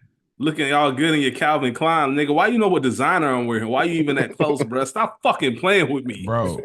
He got an eye for these things, man. It's crazy. Like, don't identify my brands, bro. Like, yeah, man, he trying to be funny, and they the only two that know what he doing. That's what makes it even worse. Like, come on, bro. Meadow's still pissing me off because she's still playing it like they won't do nothing. Like, this is where you know how these guys get down, and you saying like, oh, it's okay, don't worry about it. Don't. What do you mean?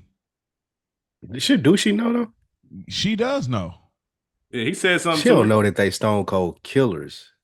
Like, she think that, they may be involved in some illegal activities. She ain't thinking that, like, I'll kill Finn if this nigga say something. She don't think that that's possible. She still got that little bit of naivete on her. Well, she said they had back in the old country, they had ways of resolving things. So I think she knows something. She might not really allow herself to process, but she know, bruh. Like, cause look, she don't think that Vito would kill Finn though. Here's a crazy circle moment. Even though she don't even know Vito killed her ex-boyfriend. How crazy is that? Right. She didn't think she don't know, possible. but she know he was killed by the mob guys. She still kind of think it was black people. She don't. She's forcing. She think it was drug dealers. She thinks it was drug dealers. Crazy. It was drug dealers. Breaking niggas. Yeah. So, and then we see Rusty shows up. He showed up. He was there when they first got to the beginning of the scene. Okay. He was coming up the steps and shit. Yeah, they just showing that he there at the wedding. I want to make sure if you missed it like you did, that he at the wedding. We get well, they all usually we get all of them having drinks, and Tony's having a club. Yes. Oh, never mind. My fault. Go ahead. Oh, I was just saying they all have. That's the scene I was about to just mention about after that. Go ahead. It's a really beautiful layout. Like, you know, of course we're about to get to the Johnny and Tony talk, but they all having a drink. And again, another way to just dilute Tony even more is he's drinking the club soda. Like, he can't even have like the drinks with them. Like, he can't have onions. He can't tie his shoes. Like, this is just a constant build up to where he ends up getting to.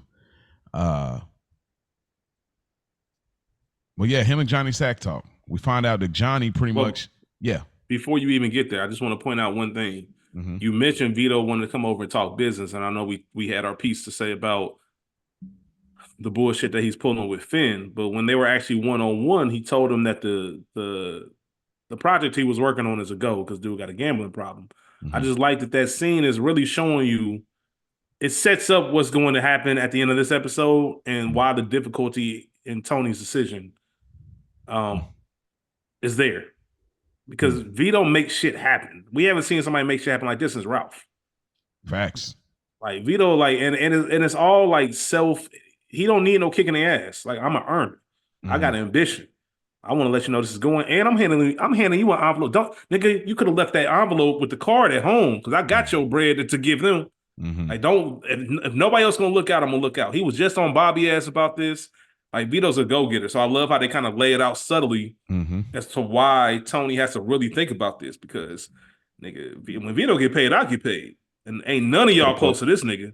2 or 3 of y'all combined ain't bringing in what Vito bringing a week. I'm starting to think Vito made more than Ralph.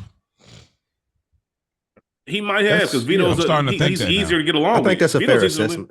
That's a fair assessment. He's easier to get along with. Definitely. Like, I can definitely see that 100%. Who said it? Which one of y'all said it earlier? Like, their business is conversation. Yeah, exactly. Yeah, Spike. I'd rather talk to Vito than Ralph. Right. Yeah, I can see that. Vito definitely has that kind of. That's a good point. They both have that good civilian charm, but I think Vito, and I think Vito, he's not weird with ladies like Ralph is. So he is. That he is, though. He is. Because several ladies in the show, several ladies in the show have said. Oh, you're right. I'm sorry. I stand corrected because there was a lot of comments that were spoke to about Vito, how he is, like with Adriana. Adriana said it. Carmela said it. Carmela said it. I thought Meadow said something. Meadow probably said it. Yeah. That's why we can see the actor who plays Vito. That's why it's easy to see him as just a customer in the donut shop. He has that kind of civilian charm and look about him, to where I can see him fitting into that world. Where a lot of these other guys, I'm like, I don't know what the fuck you be doing if you wasn't this. Facts. Yeah. Like Paulie. Yeah. Yeah. That's why all your friends dip into Atlanta.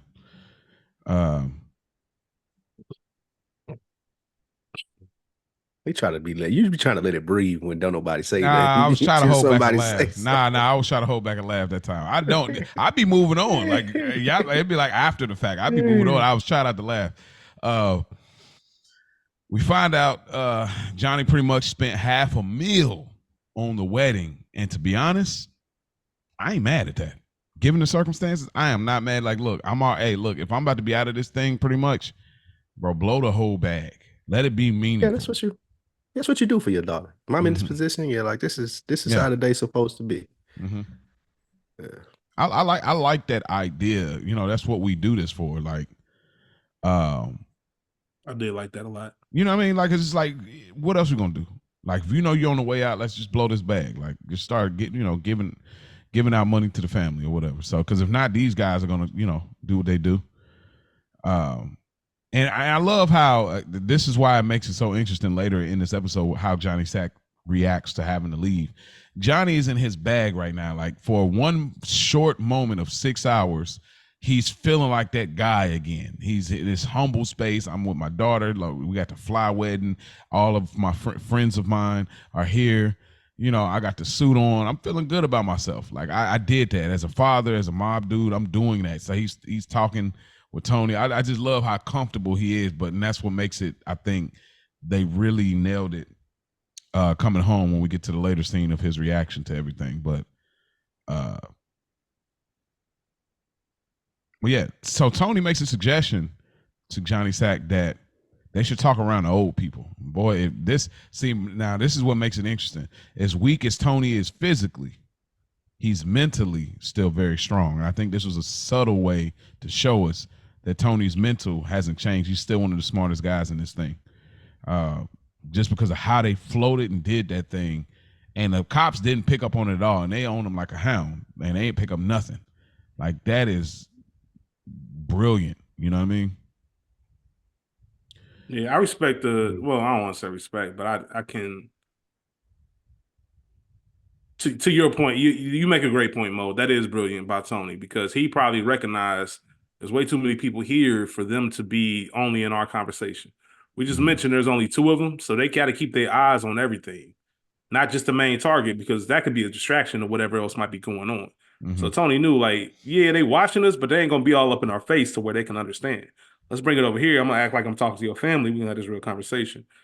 I thought that was brilliant, because if they were more marshals, you couldn't pull this off. And Tony recognized that ASAP. Like, as soon as you started asking me, as soon as you asked me the question, like, let's talk to your dad. Mm-hmm. Shout out to Dr. Cuomo getting a shout out at the table too. Dr. Cuomo, everybody doctor. Is that the penis doctor?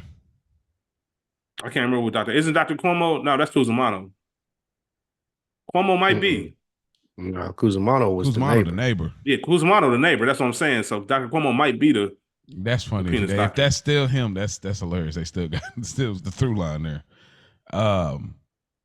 Do y'all think Tony should do this favor for Johnny Sack, whacking Rusty?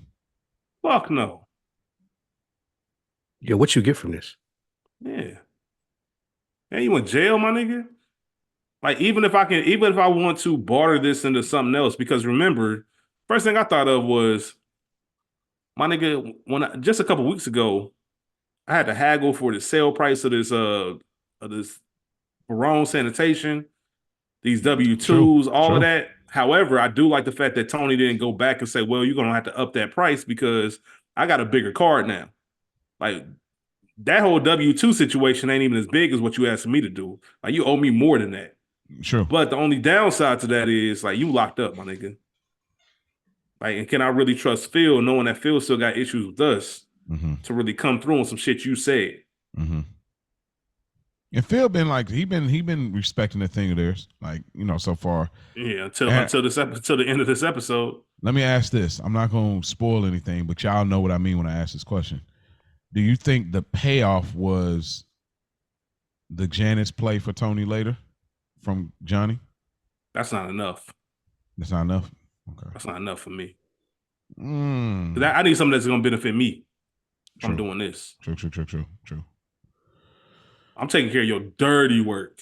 It could, but you know, Tony, there's this sense of Tony needs to feel a certain way about himself. Like, that is still a through line to finally eventually we'll get to, I get it. And when we get to that point, then it's like, I don't give it, you know. Tony too much. I think he's just feeling sentimental. Like you said, Mo, he's still in that phase of, life is meaningful and this, that, and the third.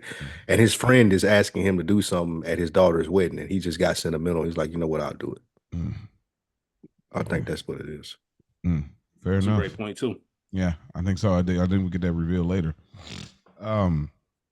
Allegra and Eric start dancing, and everybody joins. Tony asks Carmela. The walkout was crazy. Putting them in their little image for the walkout. Wow. I don't want to listen. I know that there's a lot of cultural things, Italian weddings and things that I probably won't understand or don't get, so I don't want to downplay it. But man, this does not look like a fun wedding. Like, get the coats. We out of here. Yeah, facts. Yeah. Like, this does not look fun at all. They got the bootleg Etta James version, not even being sung well. Is she black? She's mixed or something. She definitely mixed, but she's a other is. You talk about me saying Chris's friends. She's a other is the quote of the episode.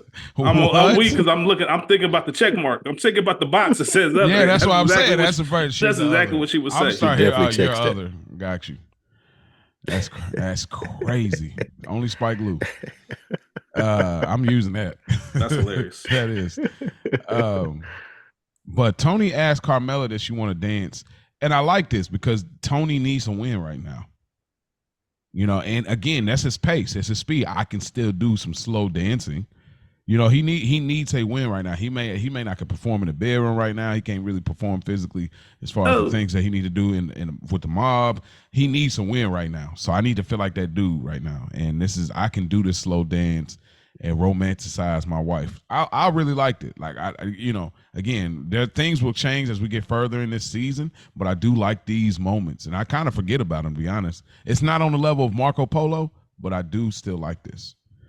I like the show of Tony and Carmella, a couple who we would consider to be in love and things to be okay, and face on the cheek, and then the pan to Vito and how disinterested he is in his wife. Yeah. And that just laying the seeds in the groundwork for what we see later. Bro, listen. Like that's the last place and the last thing that Vito wanted to be doing on Earth was dancing with his wife. On Earth. It's insane. Listen. That's insane. And you know what? Weddings are one of my favorite events. Especially somebody, not the friend of a friend, as long as my you ain't girl's friend, like somebody if you ain't in it and you know them, and it's like a reunion almost. Mm-hmm. Those are fun times. That's when you kind of get live, open bar, all types of shit. So the fact that Vito's not having a good time here, crab cakes, nigga. If there was Johnny Cakes, true. That's true. Look, some of them Jimmy Deans, bro. That's crazy. Man, like, bro, not even chopped up. Like, that's what I'm like. not even chopped up, bro. Tall stack, nigga. His nigga said Vito said he wanted a tall stack, man. Stop playing with him. Hey, taking a bite out of a full bro. No, that not cutting it or nothing, just smoked sausage, just bro. biting. Like, the smoked sausage come with 2 links. Like, just cooking the whole smoked sausage, they just bite it like this. Anyways, he graduated from the hot dog. You know what I mean? Yeah, the bear hot dog. That's crazy. What show are we watching? But it is. Yeah, right. So here's crazy though. This is dirty nigga time right here. Or sorry, everybody not a nigga, but this is like dirty man time. Not in the sense of Vito, but like I'm gonna use Vito as an example. When you were young, like Vito knows, like I don't want to be here. I'm going through the motions, but I'm about to set up something later. And so he already meant. Look, that's nasty. Hey, look, but we all. I ain't gonna say we all been there. I'll speak for myself. I feel like Rich has been there. I don't know Spike as much in that sense, but when you're younger, like where you ain't locked in fully like that, we going through the motion, but you in your mind. I'm gonna go through this whole thing. All right, go to bed. You know what I'm saying? Yeah, like the fact that Vito already mentally knows what he's about to get to. I showed you off to the world. I did the whole romancing thing. I'm dancing with you. You know, these things may be sentimental. I don't feel good. When you start hitting your girl, I don't feel good, cutting stuff early, or I'm sleepy, dog. This is dirty man time, bro. You know what you got me? You saying this right now. You know what I'm thinking about right now, which is crazy. What? Like when you really got to think about the small details. Like, where does Vito go to get changed? Where does he change it to that outfit? That's what I was going to ask when we got to that scene. Is when he put his clothes on. It's in the trunk. When did he change in the car? In the spot. He put that on in the car? In the spot. They got a locker room like Players Club? That's crazy. He can do it in the stall, like you know what I mean. Like you could probably do it in the open. But to think about that, I came in with the tracksuit and I'm about to change it. Like that's like all right. Take everything else out of it, right? That's like going to the club and bringing your club outfit with you. You walk in the club. They saw you walk in with what you had on, and you go to the bathroom and then you come out with your club fit on. That's insane. Like, what the fuck is you doing? Well, this is not your average club. But still, that's my whole point. Like, just the idea of bringing an outfit, not coming in with it, is crazy. Yeah, that's insane to me. Like, to come in and change in the club. Listen, so that means what's even more crazy than that is you having to stop somewhere on the way to change. Listen, like, the whole shit is ridiculous. Rewind. The car is crazy. At the size that Vito is, but let's rewind a little bit more. The way he's dancing with his wife is so sassy, bro. He looks so like Spike said. Like, if you look at how he's dancing, like his chest is not even touching her chest. Like, you supposed to be in there. This man got so much sass in it. Like, I don't want to be here. I don't like you. Like, oh my gosh, he looks. This is so funny, bro. Like, I just can we hurry up and be done? You know what else that we haven't really pointed out, but if you pay attention, it's there the whole time. Mm-hmm. Meadow and Finn look like the couple that's just they here for appearances. Like they've been broke up, but they just here for the appearances. Meadow don't want to go through the hassle of telling her parents that the engagement's off and all that, but the way they look at each other, the way certain things are brought up, and Meadow's reaction, you could tell like, oh, these niggas on the outs. So that's what they you feel like that's what they low key trying to feed us, breadcrumb wise? Yeah, like, absolutely. They look, if you look, just certain moments that don't make sense to even show. Right, like from a director perspective, from a storytelling perspective, the only reason you have this montage of showing Finn and Meadow, there's moments throughout the whole wedding, whether it's in the actual service, whether it's at the reception, where they just look at each other with this awkward look, of like, oh shit, because everybody, to your point, Mo, how you said, like, you know, when you start making these certain moves, you know it's over. Yeah, everybody know when this shit. The only thing we haven't done is said it out loud yet. We both know we ain't fucking with each other no more. We just I don't even know why we here. We just want the other individual to do the breakup so I can turn around and say, oh, she broke up with me. Especially when it comes to stuff like this, stuff that requires a date. Mm-hmm. And like, damn, when you know you don't want to take your girl with you, that's when it's it's time to break up. I don't want to do nothing. I don't want to do nothing fun. I might have fun at this motherfucker. I might meet someone here. I don't want to bring you. Yeah, dog. You're right, though. Yeah, the complexity of if you don't want to take your girl out to some fun shit, then you got to break up. Yeah, I know, but I need you just in case. Nah, one day attitude, I'll bag something at the wedding. One day I might feel different. Can I hold you still and do this? Like, nah. I'm getting my Jackie Jr. on. I'm giving a fuck if your pops here or not. Yo, as in, how about you give me some? Nah, that's crazy. That's a good callback though, Rich, because I think that even him barely coming to the hospital when, Tony was in there, I think they are. He live out of state though. Out of state though, right? Yeah. He went to school. They had an argument. Yeah. Yeah.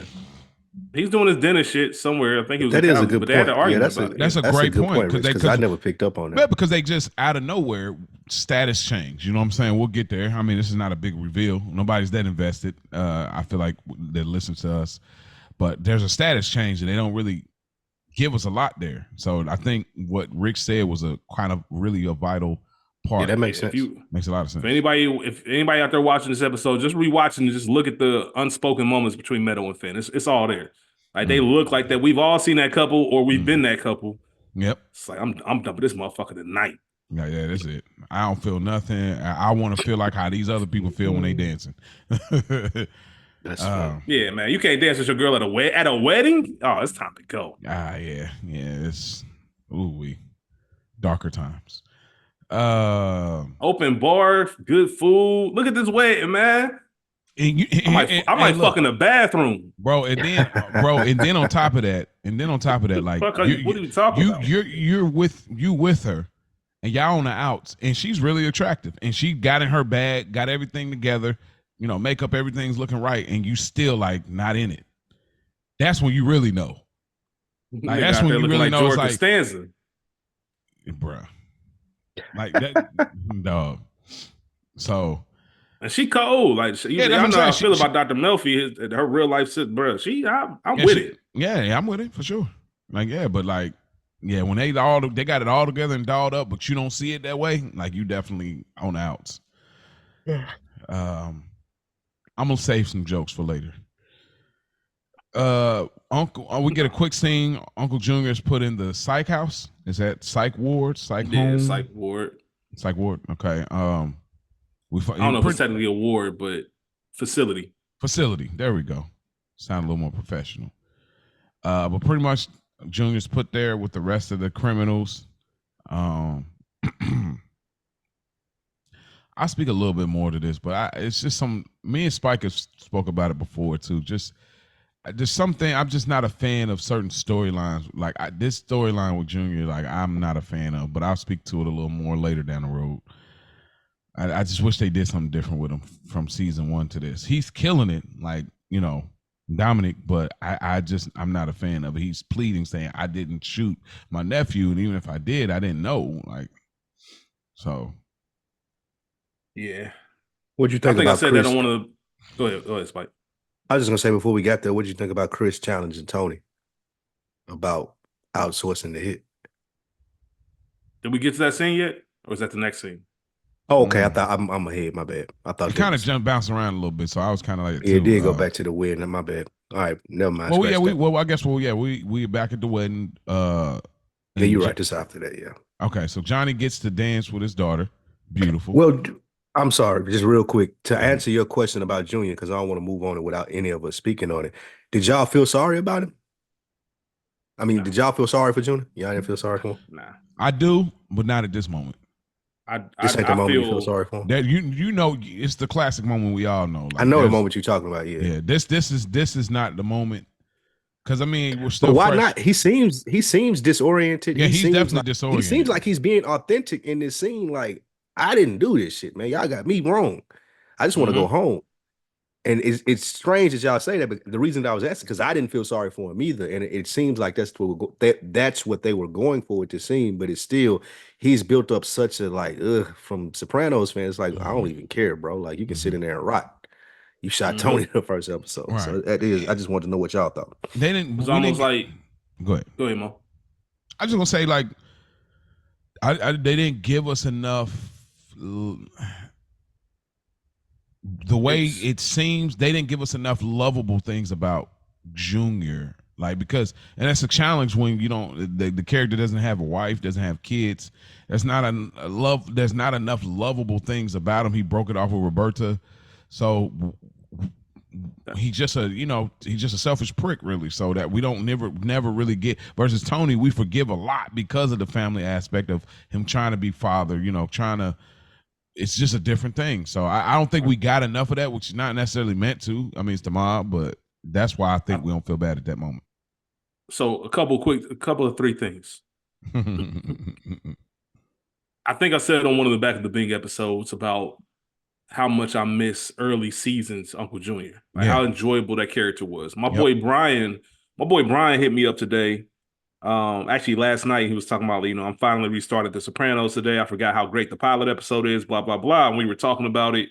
And then he just randomly texted me today, like, man, the guy who plays Uncle Junior is so fucking good. Mm-hmm. And I missed that version of him. Me too. But to what you just said, Mo, it's that likability. You didn't do enough for me to care, because I was going to make a cross reference to The Wire. All right, there's a moment in season 4 of The Wire where Omar gets framed for something that he didn't do. And Bunk, being the cop that he is like, if it wasn't this, it's for something else. Like, you've done something to where you should be in jail anyway. Mm-hmm. Whether it's this or something else, we know you're guilty, right? And I think we get a little bit of that as far as we know Uncle Junior's done enough to where we don't feel bad for him. But the main point you said, the likability. We like Omar. Yeah. Right? We want Omar to be free. We feel bad because we like, damn, like, if you're going to get my nigga, get him for some shit he actually did. For Junior, it don't matter. Like, you haven't... We like you as the character that you are, but we're not invested in you as a person. Mm-hmm. So we don't really care if you do this, because you've done some scumbag shit. Let me ask this then. Is there any other character, if they gave them dementia, like, you would start to feel bad for? Like, when we see where it goes with, Uncle Junior later down the road, do you think there's any character where we got... Like, okay, in the history so, of TV or on the Sopranos? Oh, no, on the Sopranos. Like, okay, so like Bobby Bacala, we would feel bad for him, right? Yeah, because he's by all accounts and purposes, he's a good person. Okay, well let me do some. Okay, let's do somebody that's not as clean. I feel bad for Paulie, even though he's a piece of shit. I still feel bad if he couldn't. I think I would feel bad for Paulie. I would. To know, like, to find out the information he found out, and then to get hit with that, and just like, damn, he's so washed now at this point. I would feel bad for Paulie. That's a good point. But what about Hugh? Like, what about Hugh? Carmela's dad. Absolutely. Because he ain't like, absolutely. See, but I felt bad for Hugh even in the situation when they were doing the house. True. Like that was old age there. Like, we used to do it, man. Shut your old ass up. We don't do it like that no more. But I did feel bad for him. Yeah, right. Because it's just like you stuck in 1980s talking about like, bro, get it together. Yeah. I truly do think we don't get, when you don't have like a love interest, even though it's interesting because we say that about Paulie, because Paulie don't have a love interest, but we see Paulie with his ma, and that helps. We don't see Junior really. We never seen Junior love anybody really. That's the problem. Like, we don't see Junior love, so then y'all want us to love him in a moment where he don't reciprocate it anywhere. Yeah, like even with Junior, even when Tony said, don't you love me? No response. Damn, that's a good point. It ain't one person in the show that Junior show love to.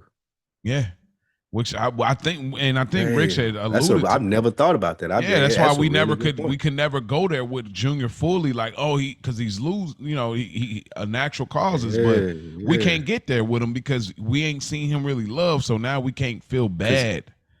Because even with Bobby, like, Bobby should be his right hand. He should, man. Like, like that should be his guy. Like, he should have all the love in the world. All the love for Bobby. But even just the personality that he got, like, he ain't got. Like, even with Bobby, it's like that. Even with my guy, the lawyer we saw, the only person that we really seen Junior take a liking to was the doctor dude, Kennedy.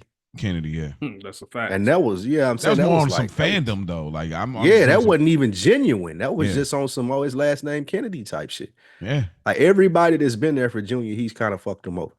Yeah, and that's why and I'm not even counting. And I'm not even counting Many Saints. I'm disregarding that element of Junior. I'm just going strictly off this, and it's still like that. So But later, like Mel, old dude used to take care of me. I always had shots for him. Yep. Damn. Yeah, ain't just nothing. And again, he broke it off with Junior, Roberta. A dirty ass nigga. He a dirty nigga. Like, we can't love him because we never seen him love. That's good. Because we know Paulie loved his mom. Like, Paulie's selfish too. That nigga got rid of his lawyer. He got rid of his lawyer because he had a stroke. Right. Exactly. Like, so, but we see, like, again, so like, you was thinking, well, Paulie just as bad as Junior, but we got to see Paulie show some kind of sense of love, with at least his ma. We never got that with Junior. So So anyway, this the Johnny Sacks Dance with His Daughter. This is the Italian version of Dance with My Father by Luther Vandross. Is it really? It's an Italian version. You just made it up. I just made this up. And that singer was terrible. Dude was garbage. That's why I said, man, this wedding hit the coats. The wedding was whack, bro. Hey, like, where they smoking man? weed? We going to the bar. Yeah, let's go outside, hit the blunt, bro. Like, let's get out of here. 100%. Take that walk. Take that walk. Nah, straight up. That's it. This is the point of the wedding. You trying to go outside? Hey, I'm trying to go outside. That's how I go. Because I got one rolled up, you got one rolled up. Let's go get high. Right, we can go right now. Yeah, I don't fuck. We can go right now. Yeah, but I'm smoking a Marshall's face, bro. Blow keeks right in your face. Chris advises Tony that they shouldn't do the hit. Now, this is what you was alluding to before. What did you want to say about this, Spike? I just thought it was interesting how he was challenging Tony on this. Like, bro, when did strategy become your strong point, my nigga? Like, what the fuck are you even talking about? We look pussy doing? Like, what are you talking about? You don't even understand the gist of what we're doing if you think we look pussy doing it, because nobody should know we doing it anyway. It was really strange, and it goes to what you guys were saying earlier. this is part of the effect of Tony being away for so long. Now niggas got strong opinions about shit that they shouldn't have strong opinions about. I'm telling you something. I wasn't asking you a question. Like, this wasn't an opinion. This ain't me asking for feedback. I'm telling you what's about to happen. I thought this was really interesting. Chris had the balls to do this. Not even the fact that he had the balls to challenge it. It was the way he did it. Like the what? Like just the expression and the, like, he couldn't believe what he was hearing. He was rolling his eyes, looking up in the air. Like, it's almost like in his head, he was saying, I've been telling these niggas since he been gone that he has flaws. He's not a good leader. And he's thinking like, damn, everything I've been thinking about him is right. And like you said, just the boldness of, I think that's some pussy. Yeah, man, come on, bro. Who you talking to? That's a pussy ass maneuver. Like, hold on, who the fuck? Excuse me? And the fact that Tony even, that's that every day is a gift, Tony, that Mo talks about. There's no way a season ago Tony would even went for that. Like, who the fuck is you talking to? Like, what are we doing? And Chris, where do you get the balls? Like, he's huffing and puffing about it. Yeah, this is I remember you used to sit in the car moment. Oh yeah, like, nigga, who are you talking to, bro? Yeah, this is when it took him way too long. It took Tony way too long to remind Chris that I wasn't asking for your opinion. Yes. As soon as I heard the what, you ever heard say what to your parents? They call your name, you say what? Like, nigga, you know how quick they check you?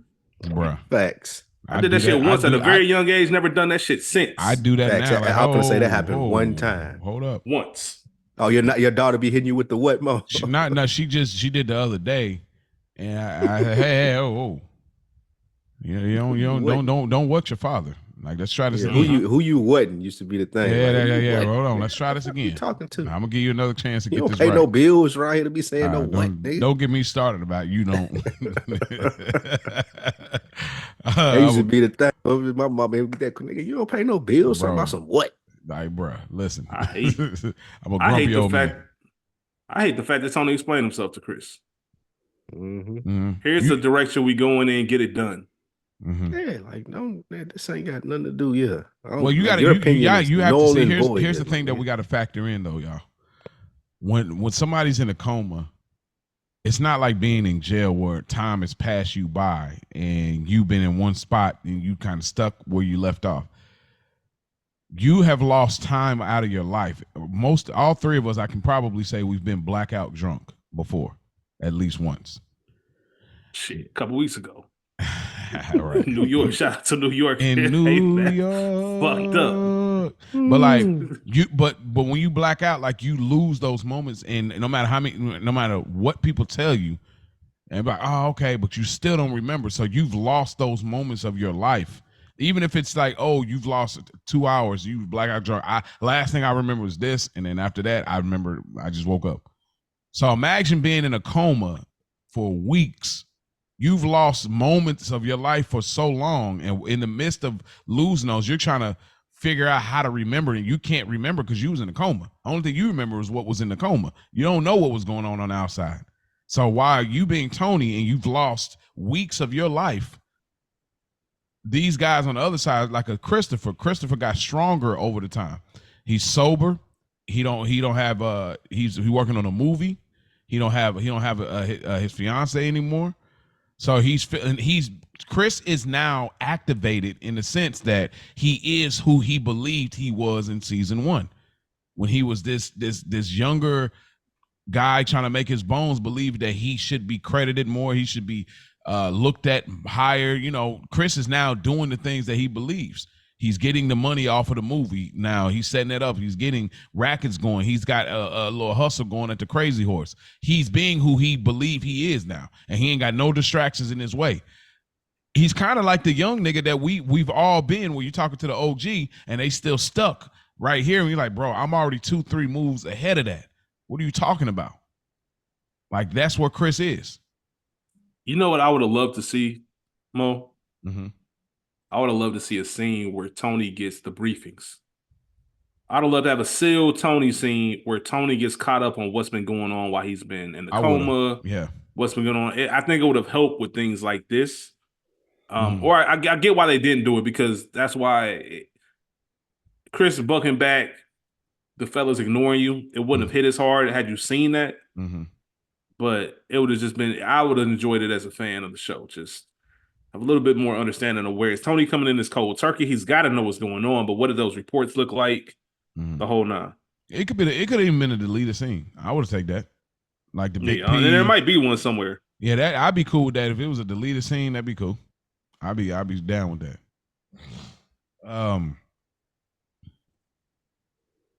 So here's the interesting part. So we get to the table with Phil, Vito, and the wives.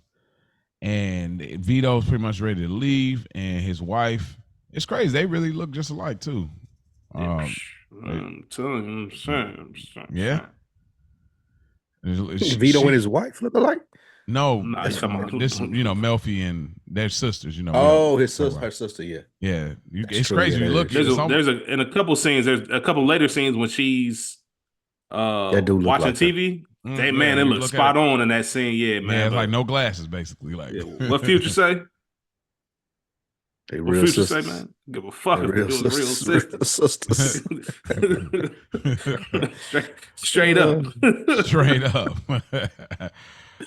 But she says he's always like this at weddings. That's a very interesting thing because, and it makes sense because him being a homosexual male, you'd imagine that it's like, oh, all these people get to do what they really are into but me. And it just harps on that point. And that's what it seems like. It's an interesting statement she says, but she don't. You. Poor you. You poor you. Not the Tony. Yeah. Oh, you made your fucking choice, man. You gotta live with that shit. Yeah. That's good. Take the homosexual part out of it. Just let's make it a heterosexual man, and you got a side chick. Like you got a side chick that you start liking more than your wife. Like nigga, you married. Like this is the choice. True. You got choices you can make. Vito does it because of the life he lives, as far as what he does for a profession. But you have choices to where you can end something and do it. But if you're knowingly going into the situation, knowing that this is the ground rules and the parameters, then you gotta live with that shit. Don't be on no Andrew Klein shit on Entourage. Don't be on no Andrew Klein shit, man. That's some sucker shit. Facts. Like nigga, get in, get out. Nigga, you know what this is. Yeah. Actually, you should be begging for a situation like that. Ain't no gray area. Like I know exactly what this is. We good. Yep. Vito up here talking about I gotta go. We got the crab cakes. Crab cakes. The crab cakes. That's crazy. Man, they don't keep in this heat. Yeah, man. Vito wild, man. The bride cuts the cake. The bride. I was so mad this song in my head after I was watching it. Hi ho, Mary, oh, bride cuts the cake. Like nigga, what y'all talking about? This is why this shows the black perspective because you're gonna the most unlit wedding ever. Unlit. Like hey, man, somebody's supposed to play. Unlit. Somebody's supposed to play International Players Anthem right now. Man, exactly, swag surf or something. Turn up. This the turn up time, dude. Yeah, March Madness is supposed to be on, man. We supposed to be turning. This is when the bridesmaids start coming out of their shoes and start twerking and like exactly, man. It's time to turn up, bro. I ain't seen no electric slide line, no cha-cha slide, no nothing. We so black. Ain't no Frankie Beverly. Maze and Frankie Beverly ain't been played yet. Like, what we doing? That's funny. It's time to go. Bro, there's an Instagram page I follow. I think it's a black dude, but he creates these videos of wrestlers coming out to black intros. Like black music, bro. It's been slapping, bro. That nigga had Gold Dust coming out to all gold everything. Gold all about what with Gold page, Dust. Man. I want to see that. He had Stone Cold come out with number one stunner or something. I don't remember what I was like. It is fire to edit. I'm gonna send it to both of y'all. Bro, I said it makes the whole thing totally different, dog. So yeah, I'm gonna send it to y'all. But yeah, we get the bride and the groom are headed out. Johnny Sack, he's having his last little moment with his daughter. Everything's going pretty good. It's like all right, they're gonna head out. They got the whip set up. They're shaking. The son-in-law shakes Johnny's hand. Hey, one of the pettiest moments ever. Yes. Oh, I said there's a lot of petty shit in this episode. Well, go ahead. Go and get into it. First of all, David Chase petty as fuck because the fact that he keeps this Jenny Sack shit going on because the daughter walks up, you were this close to your goal. Hey man, y'all gotta chill. Yeah, I got it. Y'all gotta relax. Why is this? That's crazy. Hey, you could have just even let that out, man. You could have just said you look good, great today, Mom. Like I'm so proud you was this close to your goal. Facts. We all knew Jenny Sack would never go ahead and No. You would never lose that many pounds, bro. Not as long as that but y'all, was there. We all know, we're all in agreement that the feds did this on purpose, right? There was no coincidence with the timing. No, none of this. Like, they waited until the car pulled off and then came and stopped the whip with the lights on. And why would you block him the car? In front of I like that. That was super petty. I like that. That's what I'm saying. I like that. That was super petty. Because the feds been taking L's all through the series. Like, I like the fact that they got that one up right there. Yeah, that was a big fuck you. Yeah, it was. It's like, nigga, you ain't fly. Yeah, I don't like. Nigga, we cut your wings real quick, huh?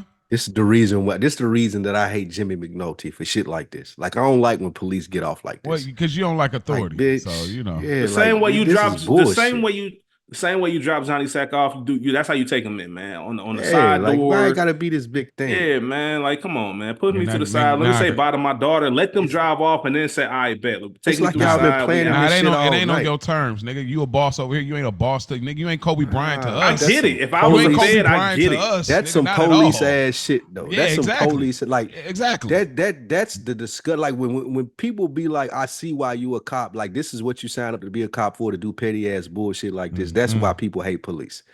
That's the reason right there that they did this. Nigga, get out of the way. Let my daughter pull off, this is the biggest night of her life. Her whole entire, what does that got to do? And she ain't do nothing. You ruining her night. 47 Ricos. You ruining her life. Nah, you ain't ruining her life. You said what Johnny said. Her life being ruined on the last 2 minutes of driving off is nuts. Relax. Her wedding night, relax. Bro. Yeah, you can't. Listen, I spent $500,000, bro. Look at this facility. Her life is not gonna be ruined because I got arrested. Time out. I said her night. Her night. Okay. One of the happiest moments, one of the most memorable moments of your night. Now you have to think about the whole wedding day. Like, that's just one of those memorable moments, right?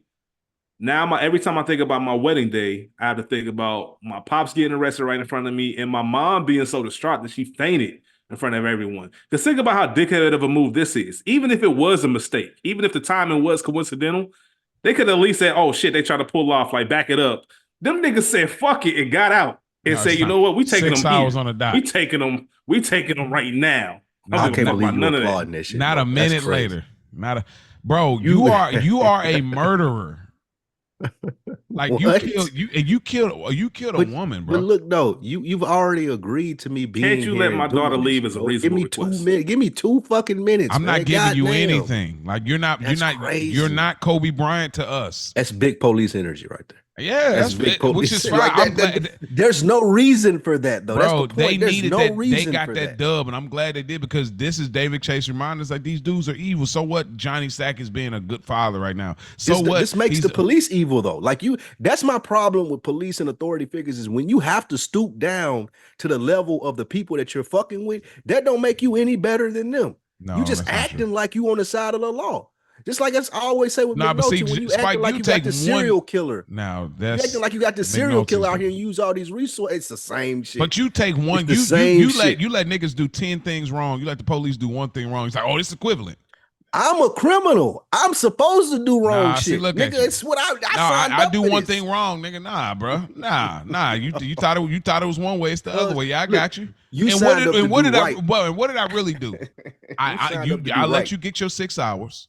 I gave you your suit, all that. I let you do everything. You're not being a human being. You're removing the decency from the situation. Get out of here. I'm a police officer dealing with mob guys, being a human being. Get your ass up out of here, nigga. What you talking about, bro? You're removing 47 Ricos. Tell me when I'm supposed to be a human. I'm still a human. It don't matter. This is just the way that I chose to live my life. Like, as a gangster. If you was this guy and the police did this to you, you'd be like, hey, it's charges to the game. You would have known. Like, if I were which guy? If I was Johnny? If you were Johnny Sack, you would have been like, all right, yeah, I got a lot. I wouldn't have let it get that far. I would have just left. I would have left before that happened. Like, you got away with a lot of stuff. Man, you're not. John came out the ugly cry. Hey, that nigga, bro. Like, it would, but look, he was in so much denial. Look, he was like, hey, no, hold on, just give me 2 minutes. Like if you listen to him on his breath, he's like, oh, wait a minute, hold on, stop, no. Everybody look, he was like, no. Like, he was like, no. Like he was in such denial, thinking, and then like, hey, even his daughter looked out the window like, damn, that I know. Like they did just visit him earlier, you know what I mean? And then, like, bro, Phil Leotardo's face. That face lives rent free in my head, bro. His face, he was so disgusted. Like he couldn't believe it. Like bro, literally, he was like, "What the fuck?" I've been taking orders from this nigga. Hey, he ain't never seen no shit like that in his life. In his whole life, he never seen no shit like that. Believe that happened. And like and John, Jenny Sack fell out, and he was still looking like John like that. He looked down at her for a moment, and then was right back on some, man, this nigga crying. Bro, John, look, yeah, like, he didn't give a fuck about none of that. He was so confused about the situation. Hey, Phil was like, "What the fuck is going on? What happened to this thing, bro? This shit wasn't like this before I went in jail, man. What happened?" Listen, and then the fact that like because at the marker for I got a freeze frame, but it's like at the 3 minute was like 3 minutes and 10 whatever. It's 38 minutes. Yeah, whatever. But like, and it's like like and Johnny Sack like breaking like that, which actually you think it's off brand, but it's actually really on brand because how much he loves his wife. We spoke about it on the weight. You know what I'm saying? And like how far he would go and like just even with his kids, you know what I'm saying? So he was really a family man. But the fact that like Jenny Sack passed out and then like nobody could catch her. So she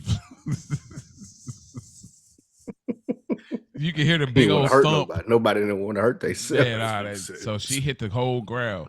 Like even if you trying to play around, like, oh, hopefully they catch me just to be dramatic and nobody catch you, that's bro, talk about a trust fall. Hey, one thing I will say, bro, as a man, you should never hit the ugly cry in public. The ugly cry. I ain't saying you can't hit the ugly cry, like, but in public, as a man, the ugly cry. The ugly cry in public. Like, come on, bro. I don't even think I haven't even ugly cried in front of my wife, and I've cried in front of her. But I ain't ugly not cry. The ugly cry though. Yeah, you can't. You can shed tears in front of your girl. Like your eyes can tear up. Yeah, you know what I mean, they can run down, but the ugly like you got to sniff and shit. Like nah, you got to like that's for yourself. You got to do that by yourself, bro. Nah, yeah, that is crazy. That's for mom. Like maybe Mom Dukes, and you really slick don't when you want to see Mom Duke. Like you got to really be broken up to do in front of moms. Like you got to really be. You got to turn back into a kid for a moment. Facts. Like for real. The ugly cry, I'll do that on my own when I'm like, everything just started hitting me. Like if I'm like feeling it like, damn, this is crazy. Facts. But like it take a lot to get to the ugly cry. It take a lot to get there. In front of somebody as a man, like you can't do it. Bro, I couldn't agree more. Listen, ain't nothing wrong with crying. Nah, get right. that shit out. Ain't nothing wrong with that. But that shit, the Johnny Sack cry, the ugly cry, that's like using the bathroom on yourself in public. It must not. You can't help it. If it happens, then it must have been a situation where you can't help it. Right. Because you're gonna fight every single urge that you have. Like if that urge come out of nowhere, you struggling, you fighting until you find somewhere to use the bathroom. If you have to use the you know how extreme it is for you to have to go use the bathroom on yourself, whether you piss on yourself, whether you shouldn't soil yourself in any way. It was whatever. If somebody did that, I expect the story to start like there was nothing I could do about it. Listen. That's the only excuse. Even then, I'm looking at it crazy, and that's how I look at the ugly cry, bro. There's nothing you could have done about it. Listen, you right, Rich, but even with that, and it's a funny ass movie. I can't remember what it was, but like even with that, there are accidents that can happen where you like I wouldn't expect. Yeah, no, I wouldn't even. I didn't even know that was about to happen. I thought it was one thing, and it was another thing. Oh, it happens. It definitely happens. I've definitely seen. I'm gonna toss these draws. Sharding. I'm gonna get rid of these. We going commando. I can't remember what movie I was watching. One of the we gonna commando for the rest of the day. One of the funniest lines I ever seen in a movie, bro. Is like I can't remember who it was, but I think it was Jack Black. And he came up to dude. They was at some art gallery. He's like, "Bro, we gotta go." He was like, "Wow, what's wrong?" He's like, "I just sharded on myself." He was like, "What?" It's real. And I sharded. He said, "Man, I thought it was a fart, but it was shit and it came out." Bro, listen, I had a scenario like that. I had that to me as a grown man in the bed with my wife, bro. No, not the shark. That's crazy. You that see. Batman could have got that out of me. I'm not going to share the details, bro. Listen. Hey, Batman would have to beat the brakes out of me to get that out of me. You wild boy. All I was going to say was, to a much lesser degree than what Mo just revealed. Say, Rich, you broke character. You saying that happened to me. I thought you was agreeing. No, that wasn't even what I was about to go to. All I was about to say was, I remember one time I was taking a walk. And halfway through the walk, I felt the urge. Right? And I remember thinking in my head, I was on this walk and I was maybe another 15-minute walking distance from my house. And I remember thinking to myself, like looking down alleys. And I thought that was so insane to me. Like the idea that I literally am I really about to do this? Am I really considering stopping in this alley and just pulling a smoky? Oh my God. Idea of it. So the fact like it didn't happen, thankfully, but the fact that I even thought that, and that was a rational thought. Yeah, like this is like it's gonna have to come down to this. Like that was insane to me. My nigga, and I still didn't let it happen. Crazy. Nah, that was one of the most embarrassing things as a grown man in my life. I had the runs a little bit, so it wasn't really my fault. Like I didn't think it was sweet. You. I got it. Your was. Hey, that's the definition of loving your dirty draws. That's the definition of someone loving your dirty draws. Hey Mo, when I tell you nobody would ever know that but my wife, you a real nigga, Mo. I'll say, boy. Hey Mo, every day I woke up, I'd be salty every single morning I wake up. My wife had to witness that. Like she got that on me. Like, listen, I thought I caught it though. That's what got me. I thought I caught it and I didn't. And that's what anyway. Hey man, what's the next scene? Oh my God. No, but listen. Jesus Christ. I got so many questions that I ain't gonna ask right now. There's a lot as I can say right now, but I'm not gonna say. All right. No, here's the funniest part though of this scene, real quick. I'm sorry. I know we harping on it. The way that shit hilarious. The way they do the edit now, the edit obviously happens different than the sequence. They show Johnny Sack. He's like, nah, come on. And then we see, we see Phil quick, like, Jesus Christ, is that necessary? And it's like this quick moment, like Johnny's cool. They show Phil again. And then next thing you know, this thing like That's what make it funny. There's no build up. There's no build up to it. It just happened. That's why I feel so shocked. Bro, it's like what the fuck? That's what gets me. It's like it's so quick in sequence. It takes me back to the wood where that nigga was crying in the back seat, man. Hey Stacey, shut up, man. Like remember his old boy when he looked at him, crybaby ass in the back seat. No, yeah, I'm sorry. That crowd was just out of nowhere, and he's like, good acting by him. You gonna get in the back, or you gonna walk, or get your ass beat? Yeah, he meant that too. These motherfucking kids got more heart than you. Man, I love that movie. Damn. So, Phil's estimation of John as a man has plummeted. My estimation of John Sacrimoni I'm not ashamed. I'm not ashamed to say it. That's my boss, and I'm telling y'all right now. But listen, I'm gonna tell you something. This is why I love Phil. Yes. Right? Phil has principles, and he really lives by this shit. He's speaking his mind because this circle of men, y'all are qualified to have the conversation. But y'all are qualified. You see another civilian come up and say, that's crazy, huh? He said he's an emotional guy. You know, he really loves his daughter. He played it the way that Tony was saying it. Because you an outsider, bro. Don't worry about what the fuck we talking about in this circle. This ain't got nothing to do with you. But to the niggas that matter, I'm going to tell y'all mine. But I love the fact that he still keeps the code up. No matter, we know how disgusted Phil is. Yeah. But you still an outsider, bro. It's kind of reminds me of when Meadow had the conversation with Jackie's sister. I can't believe you even having these conversations with outsiders. Yeah. Like, you know what I mean? Like, what the fuck you on? Like, John lives by this. I mean, Phil lives by this shit. But to cry like a woman, it's a fucking disgrace. Do y'all agree with his summation of if he will cry like that, then he'll tell? I think Phil, that world and the way Phil's brought up, it lines up. Like, you're supposed to be ice cold, even I don't want to. It's not really a spoiler. Even as events unfold with Johnny Sack's trial, there's another moment where Phil is like, "You never admit about the existence of this thing here." And John didn't even do, from our standards, from outsiders who aren't in that world. You look at it like, hey man, John did what he's supposed to do. Like he ain't do nothing crazy, but just the fact that he like, nah, you don't even do that. Like there's just a certain standard that you live by, and I think that Phil comes from that cloth, comes from that Richie Aprile school, that Feast Lamana. Like we the stand-up guys, we the ones that really held shit down. Like we did 20 years, we did 15 years, and didn't say nothing, didn't complain about it, no nothing. Yeah. It lines up. I wanted Monte Carlo, nigga. I'd settle for grilled cheese on the radiator. Yeah, like that's what. So I think he's like, man, yeah, that's how we built. Like if you do that, then you might be squealing, you might be talking. Now they know an emotional point. They know where to find you. Remember in The Wire?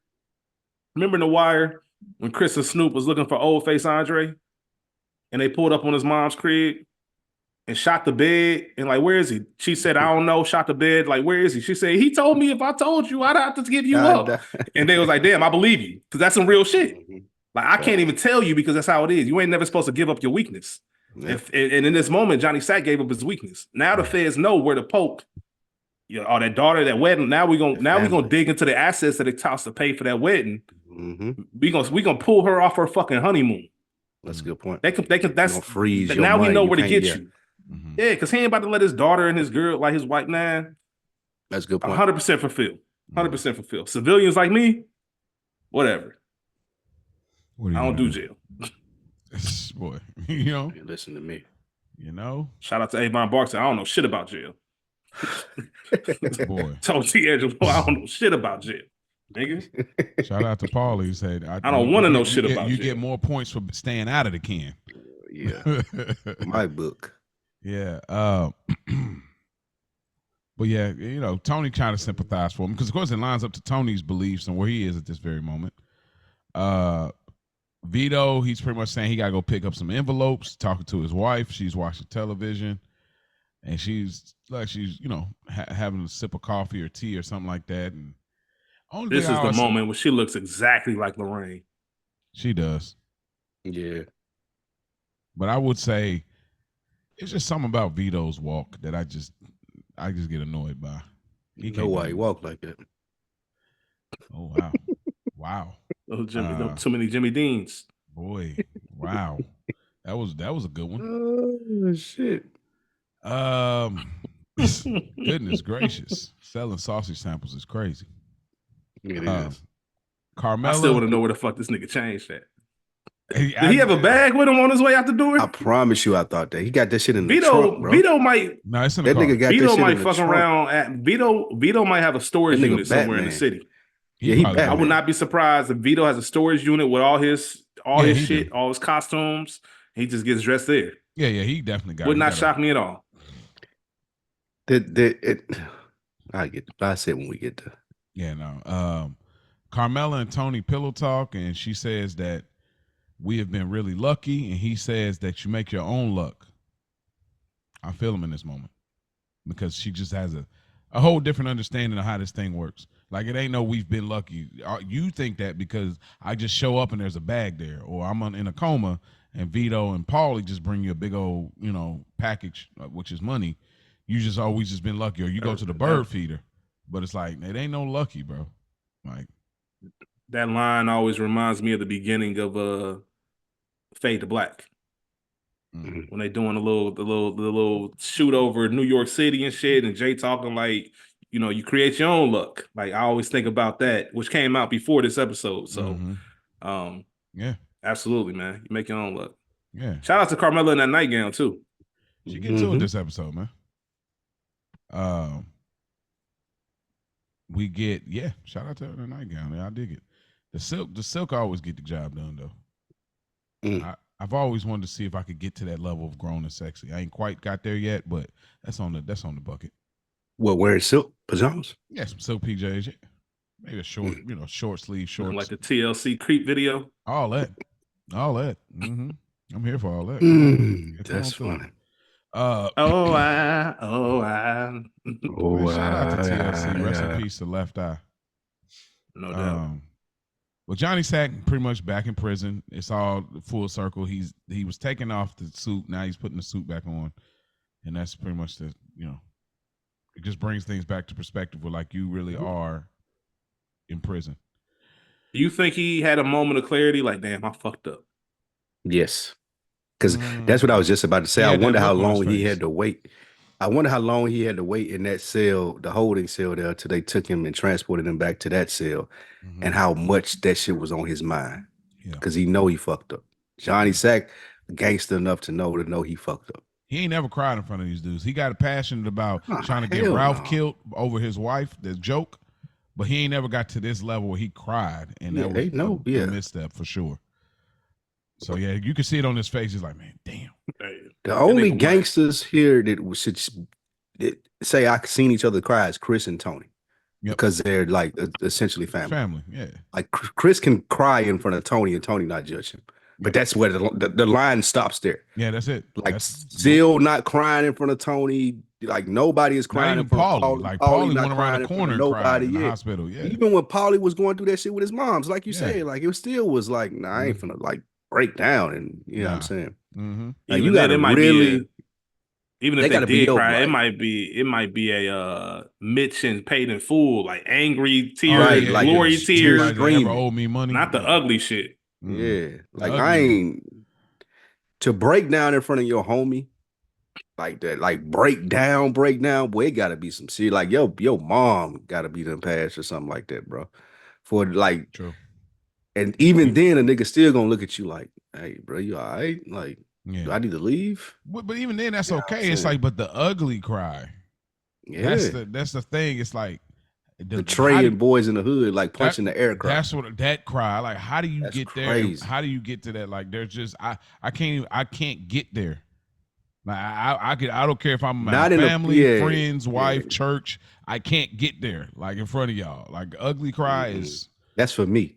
That's for me. That's me getting it out. That's what I'm saying. That ain't for public consumption, exactly bro. That's crazy how we are as men. That's another week in the books conversation. That's really crazy how we are as men. Like, but that, like, we all feel like that's for me, bro. Like, I can't do that in front of everybody. Because that's full 100% vulnerability. Yeah, that's like I ain't giving 100% vulnerability. Because I think part of that is for men, we feel like we supposed to have shit figured out, and that cry right there is like, bro, I don't know what I'm gonna do. I have no clue what's next, how I feel. Like, I don't know how to handle this emotion. Like, I'm fucked up right now. And it's hard for men to do that in front of other men. And it's a hard reset. Like people in general. When you do that type of cry, that's for sure a hard reset. Because once you come out of that, you wipe your nose, you wipe your tears, you for sure like, okay, you start building. So I'm not going to do this hard reset in front of nobody. You know what I mean? Like this, you do these little moments of you teary-eyed working through it. But when you get to that point, that's where you just let it all out, because that's a hard reset to say, okay, I got to figure some things out. I got the emotion out. You know, so yeah, you're absolutely right. I think you're right on the nose, bro. Yeah. We go to the club where the boys got a little more pride, and some guys that are in the Do y'all remember y'all first time seeing this before y'all knew what happened? And wondering why you were here? Yeah. What are we doing here?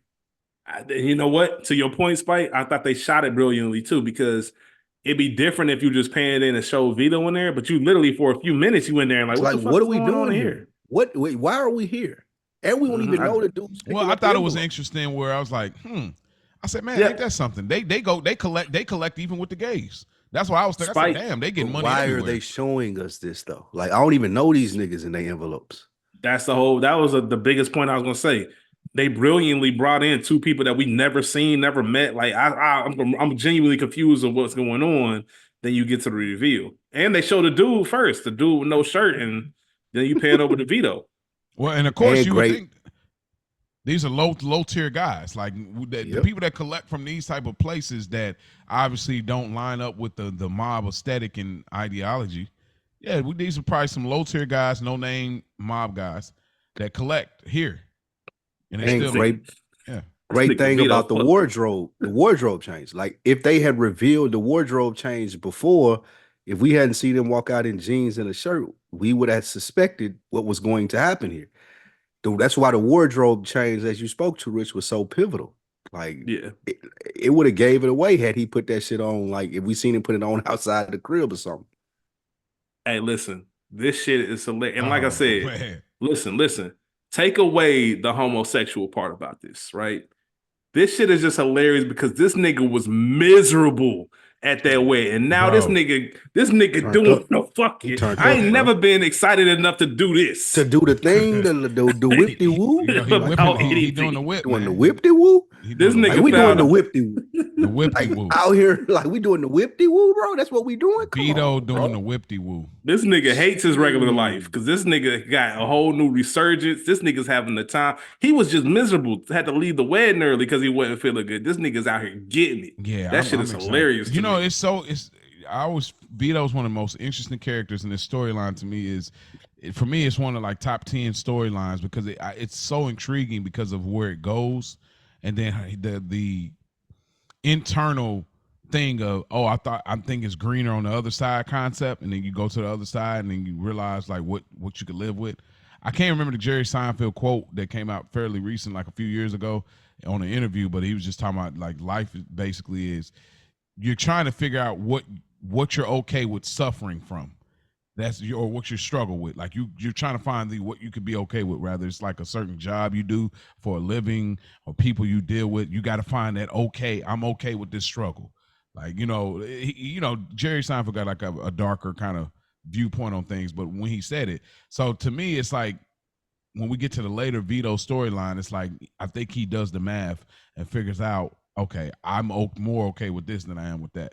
So yeah, but like when I seen this, it threw me off too. Like I was like, well, really the head thing already, catching that picture first time, but then seeing this, I was like, whoa, because I'm just following like, oh damn, niggas getting money for real. They collecting at the gay club. But then this Vito pulling up, like having dancing, and then like he said, bro. I was gonna ask y'all. I gotta do to buy you a drink. I was gonna ask y'all. You just did it. This scene. You just did it. Jesus Christ. Vito? And then what the fuck? Then the dude jumps in. He's like, hey, hold on, time out. You gotta think about this, man. Think about this for a second. Like, seriously, this is for the people who love acting, who love film, who love television, man. Think about how iconic this guy is. This is the only time we ever see this motherfucker, ever. Just the pure, like I said, take the show out of it. Mm-hmm. Imagine yourself. It don't matter what it is, but seeing your homeboy do some shit you never thought you'd see. And just that natural, he played this shit to a T. Like the double take, like his eyes popped when he saw him, like, Vito? What the fuck? Hey, this nigga said, Sal, hey, nigga said, what the fuck you doing? Right, like for real, like what the fuck you and it's so great. It's so great too, like you said, that it's somebody, it's a fresh face, it's somebody that we didn't know, because this would have played out a lot differently if it was somebody that we already knew. The fact that David Chase and the writers were smart enough to put somebody here is like, this is a brand new face, and wait until the word gets out about. I don't know who this nigga is, but I know he knows somebody if he know Vito.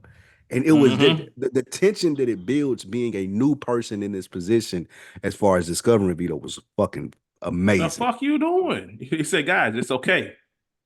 It's okay. You think so?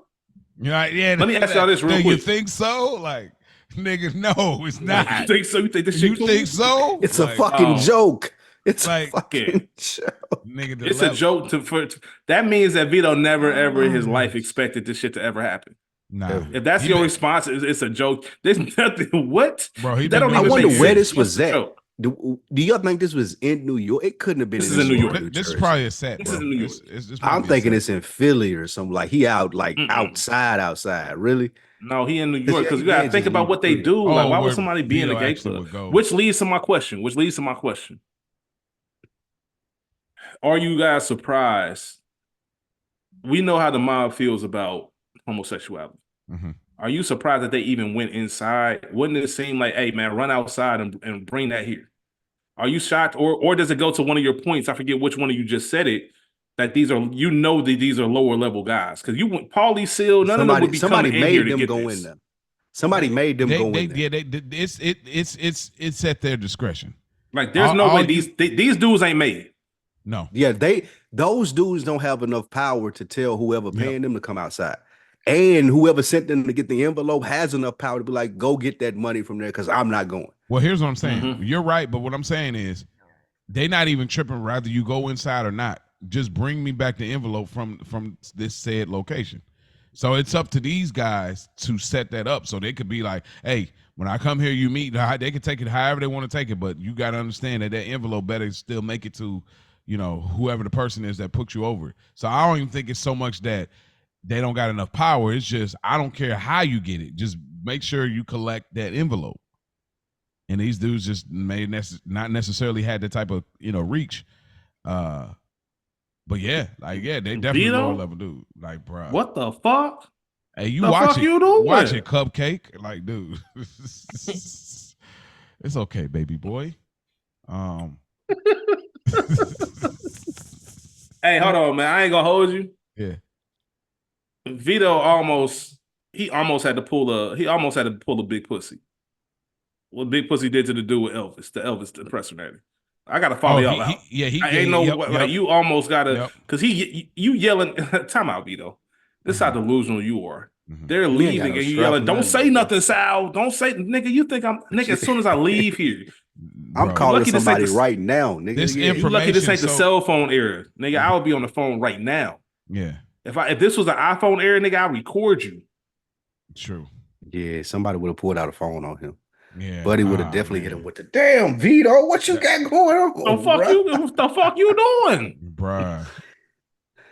That the fuck you doing was so sincere. Yeah. The fuck you, because imagine seeing your man's just out here, just like, what the fuck you got going on, bro?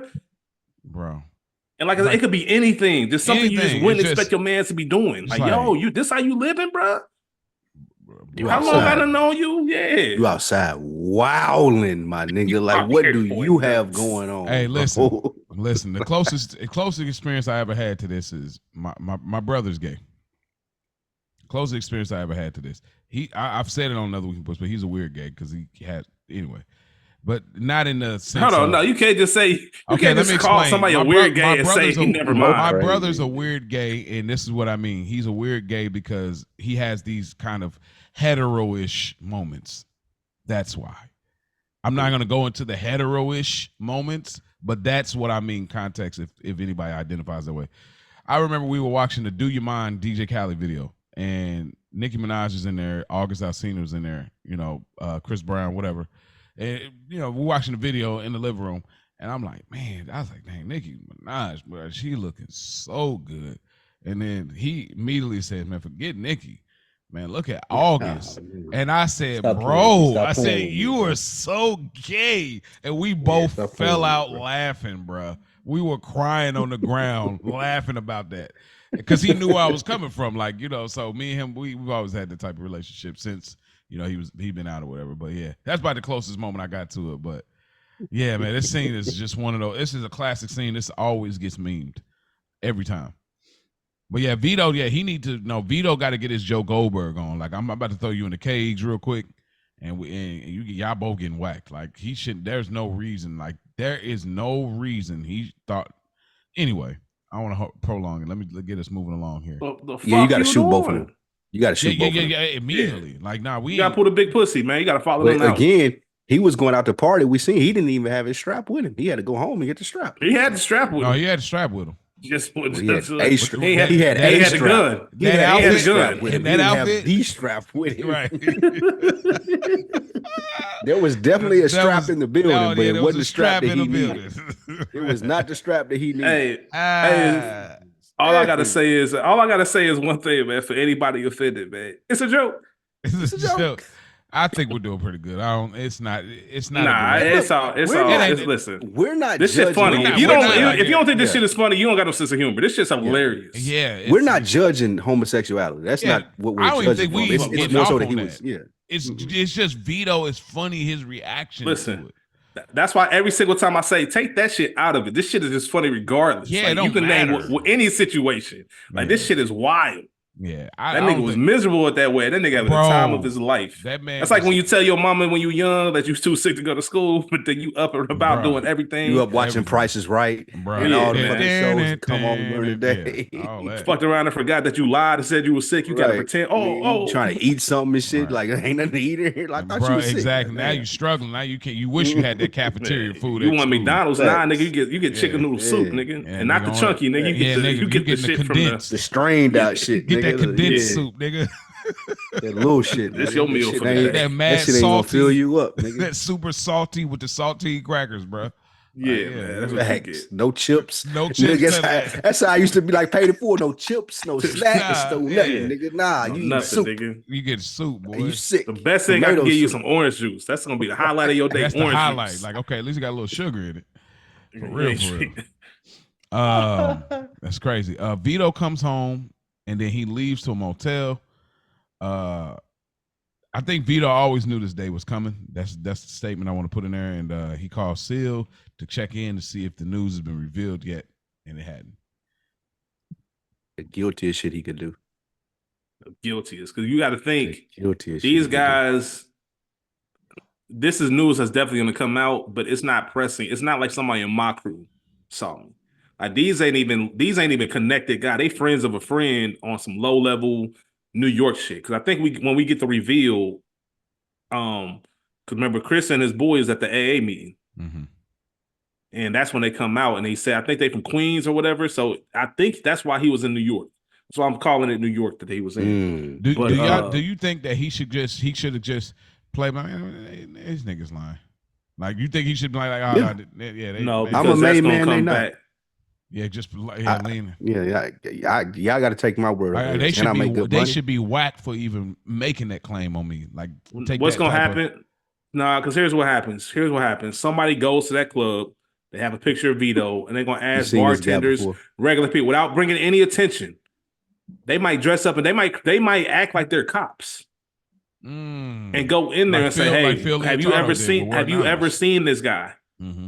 And if you got 4 or 5 bartenders saying, yes, he comes in all the time, now you fucked. Like, they're not going to let that go. Like, they're going to do some digging.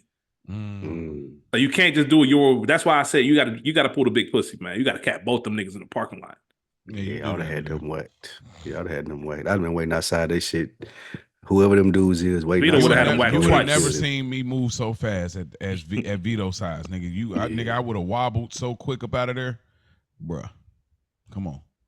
Yeah, but calling at 3 in the morning is crazy because, like I said, this is some tomorrow morning. Them niggas ain't about to go out of their way.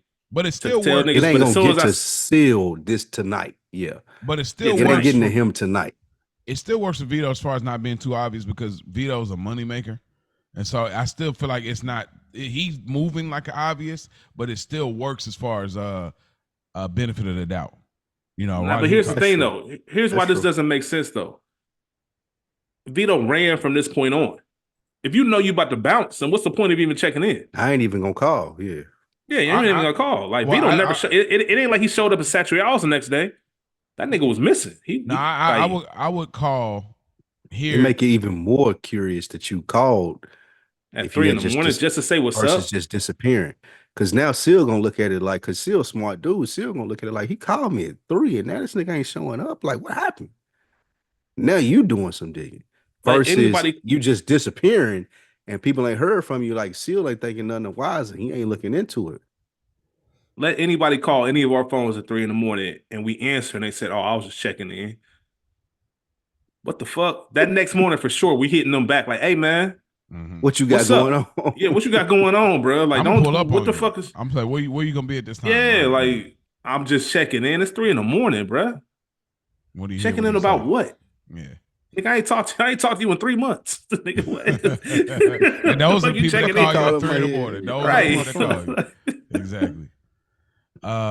We go to Tony and Melfi scene, and we get a flip of the therapy scene that we really ain't seen too much of since season 1, and other than the couples therapy, where you notice the camera is kind of flipped the other way, where Melfi's on the other side. Yeah, I noticed that.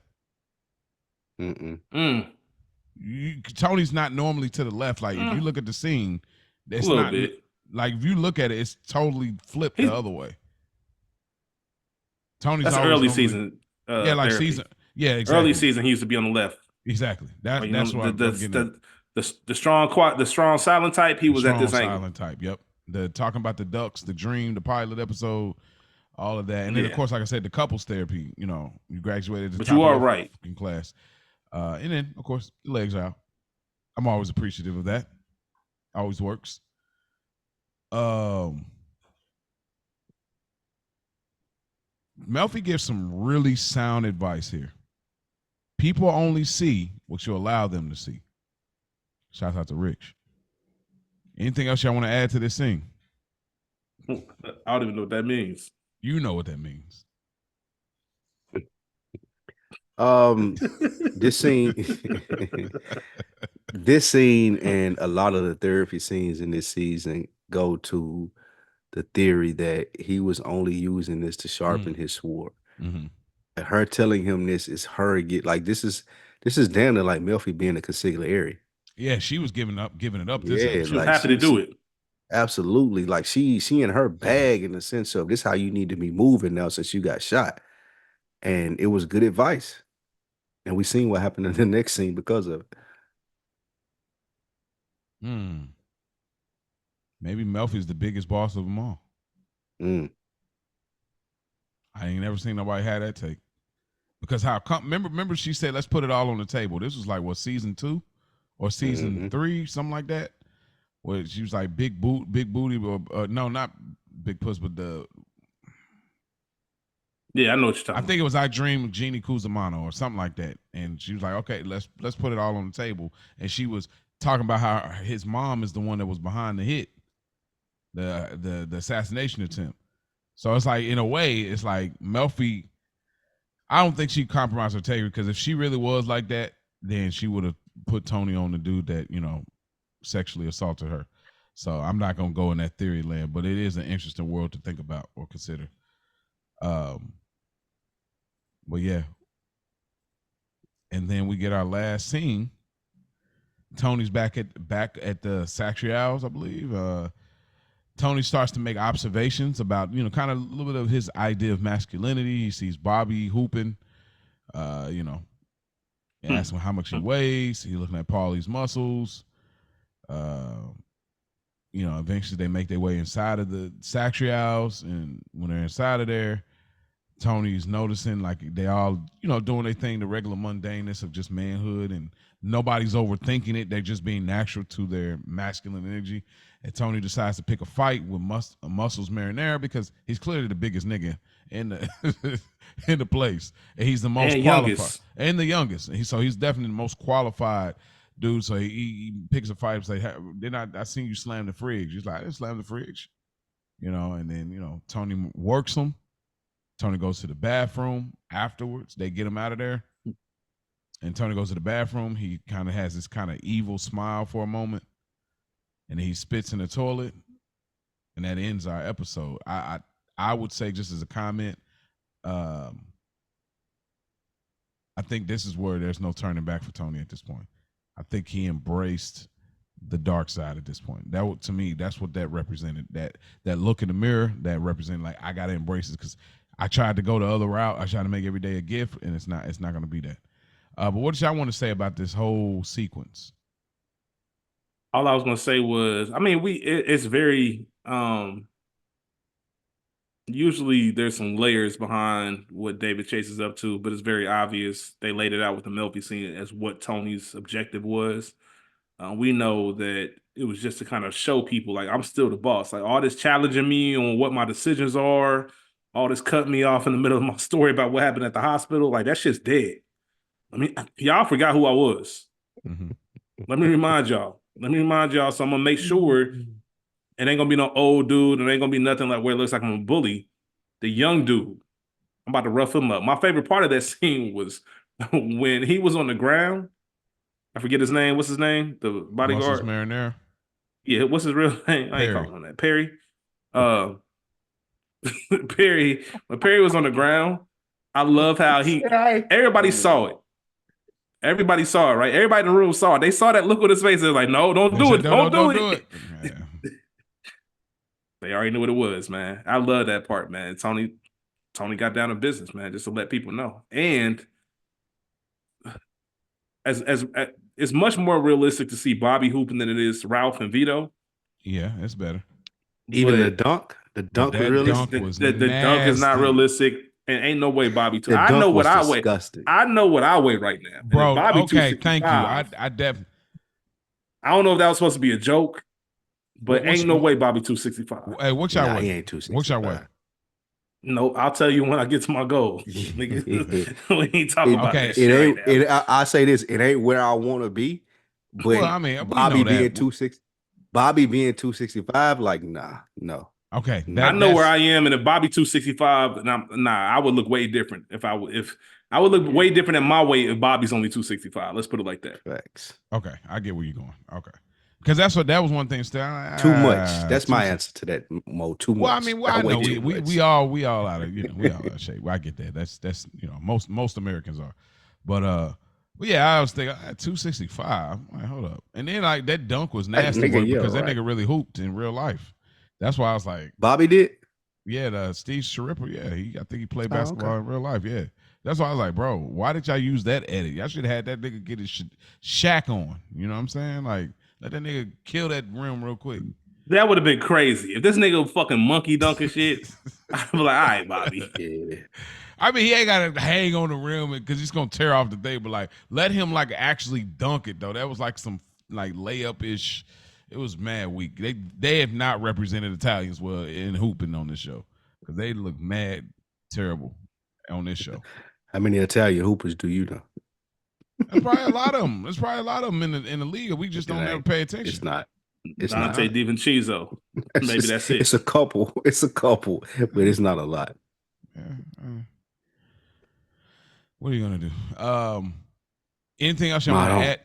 Anything else y'all want to add to the fight scene? Tony working, Perry like that, and him spitting in the toilet and getting that off because he just felt the need to adjusting his ring and all that. You keep saying spitting in the toilet. He threw up.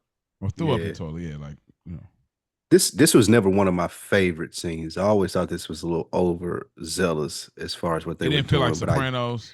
It didn't. It didn't feel like Tony. Like it didn't feel like Tony was the type of person. Like, yeah, there have been demonstrations of him wilding out in other seasons, in other scenarios, but this still felt like it was a little extra. And I get how they built up to it with the Dr. Melvi shit, even with him looking at dude muscles when he started driving him. I get it. But it still just felt kind of like, I don't know. Let me ask. I don't know if Tony would do that. Let me ask y'all this real quick. Does this scene add anything to Soprano home videos? Yes. Seeing this first right now, yep. Does that change what Sopranos home videos and what happens in that episode changing at all for you? Just look at it different, like knowing that Tony can still, because I think the biggest thing about Sopranos home videos is this shows that he can get down. So it almost gives you give a little bit more credit to Bobby when you get to that part of the season. Because it's like, it ain't like Tony out here at scrub. Yeah. So I wonder if it enhances that scene or does it even matter? I don't know. It's just something I thought of because I agree it's not really Sopranos-ish. And there's another way for Tony to do this without having to do it like this. Well, see, I'm not even mad that he does this. I'm mad at the setup. Again, this episode, they're doing these kind of fast forward scenes. Like Johnny Sack again, we say, the judge is paid off, but we don't really get an indication that we're going with that because it makes more sense and we're going to give Sopranos a grace. But it's fast forwarded. Like, it's like, okay, we don't get the real understanding. The lawyer makes a quick argument, and then it's over with. Then we get right here. Didn't I tell you stop closing the fridge? I didn't even close the fridge. Wow. Like, Tony's more diabolical and more smart, like he did at the Sacrimoni wedding. I feel like this should have been a moment where Tony should have set it up, where it's like, hey, I told you chill out on this. And then he moves on or something like that. Hey, and I also noticed this. They could have built it up more. It just felt so quick. And I didn't like the pacing of it. I'm not mad at Tony doing this. Like, hey, I need to make a point, and I don't really care about this nigga. I don't know how they hired Perry, but like I don't really care about him. You know what I mean? But I just don't think they set it up enough I'm cool with it. I can live with it, but I wish it was set up a little more. It was real generic to me. But I think it still lines up with Tony. You know, I agree with that. Because he ain't about to hit one of his made guys. Like, you can't break. He's not a made guy. Like, I'm not going to. All these other guys is made. I can't put my hands on them just to make a point. You know? Yeah. We saw what happened when he did that to Ralphie, excuse me. Right. You barbecued that freaking horse. All right. Well, and that's our episode. But before we get out of here, of course, we like to leave with a ranking. We've been ranking all of the seasons, and why would this be any different? So before we get out of here, Spike Lou, how do you rank this episode? Mr. and Mrs. John Sacrimoni's. Well, hold on, let me get. If you had asked me about this episode prior to us reviewing this, you done? Yeah, request. Sorry, go ahead. If you asked me about this episode prior to us reviewing this, I would have thought it would have gotten a higher ranking from me. But as I looked at this and I've seen like what we've seen this season, it's still they still kind of like dragging their feet as to stuff going on. So nothing really happened in this episode, other than the veto shit, and that ain't a big thing as far as what we hear and tune into the Sopranos for. So just another envelope for me, man. Damn, that low. Yeah. Okay. Rich? I know exactly what Spike means when he says that. I know it is one of those episodes where you watch it, it's like, damn, I knew it's a classic episode from what you remember about it, the big stuff, but the small stuff which makes The Sopranos great is not a ton of stuff going on. However, with that being said, I'm still gonna call it a made episode. Oh wow. Because it's definitely a made episode. This is one that I look forward to. It doesn't disappoint. The family aspect of it, the wedding part of it, just to see an actual big wedding, everybody there, Johnny Sack back outside. And when we get to Good Earners, I'm gonna explain even more as to why this is a made episode for me. Because it's not just the veto thing for me. If it was just that, then it'd probably get a Good Earner. But I'm gonna explain a little bit further why it's made when I get to my Good Earner. This is I guess I'm in the middle. This is a Good Earner for me. It's not weak enough to be just another envelope. It's so many classic moments in here, and it was a very entertaining episode. But it's not a made episode for me because of the pacing. Like they just were moving too fast. And Sopranos is known to be very, technical in their, time constraints and how they utilize their time. But obviously, this is the last season, so I get that. But it just felt a little bit too fast in certain scenes, and right when you were getting into a scene, it moved on, and so that was my issue. But it's more than just another episode, so it's a Good Earner for me. Spike Lou, who gets a Good Earner chain for this episode? Well, the Good Earner chain for this episode goes to Dr. Melfi for me. Putting Tony in a position to make the right moves, acclimating himself back into everyday versus being laid up in the hospital, and just kind of sharpening his skills, even if she knew she was doing so or not. He took vital information from her and was able to make the correct decisions outside. So I'm going to take Melfi. I like that. What say you, Rich? Good Earner chain goes to Phil Leotardo. That's a big reason why this is a made episode for me. Because whether we know it or not, this begins the rise of Phil. This is when Phil realizes, he looks at the chessboard and say, oh, I can run all this shit. I can knock all this shit down. Everything that I stand for, everything I took this oath for, I'm the best man for the job. I got the person I work for just cried like a woman. In Phil's words, if he can do that, what else can he do?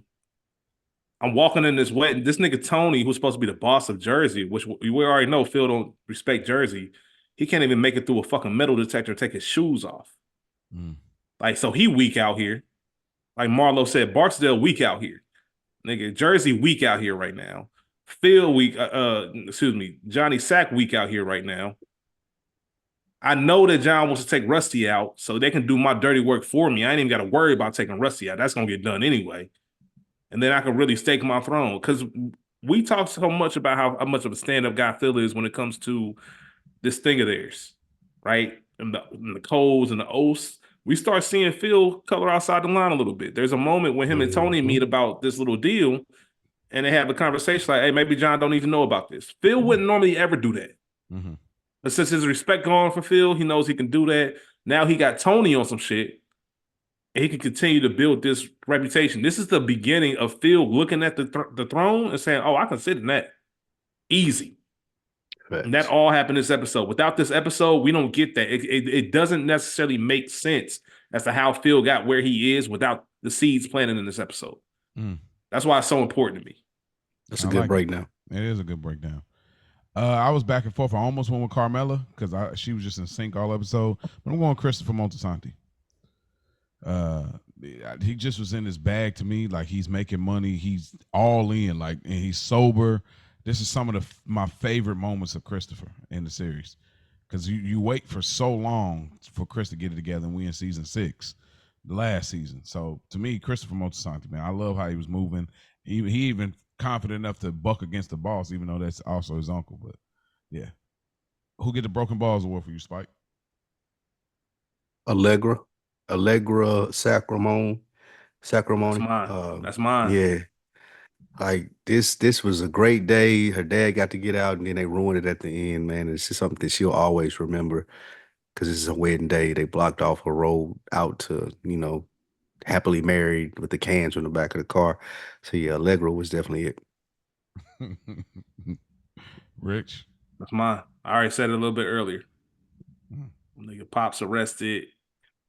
Mom's fainted. And you on your way out. The feds easily could have. You gonna be hot about that forever. Fucked up your whole. You only get married. People only get married 2-3 times. You ain't got too many shots to waste shit like that. Yeah, right. And that was a $500,000 wedding too. Yeah, man. Nah, but the real answer is clearly Johnny Sack. It's clear as day.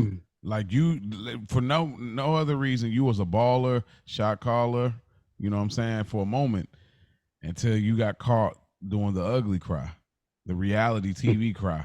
And when you got caught crying like that on some confessional vibes, that ruined everything, to the point your status as a man made that people believed in you plummeted. Like, you all you had to do is get in the car, bro. And the fact that last minute cry ruins your whole reputation. So it's Johnny Sacrimoni. And plus, you got to go back to prison. You don't even get to have those Thanksgivings and Christmases and none of those things with your new son-in-law and daughter. So John. Spike Lou, what's your favorite quote?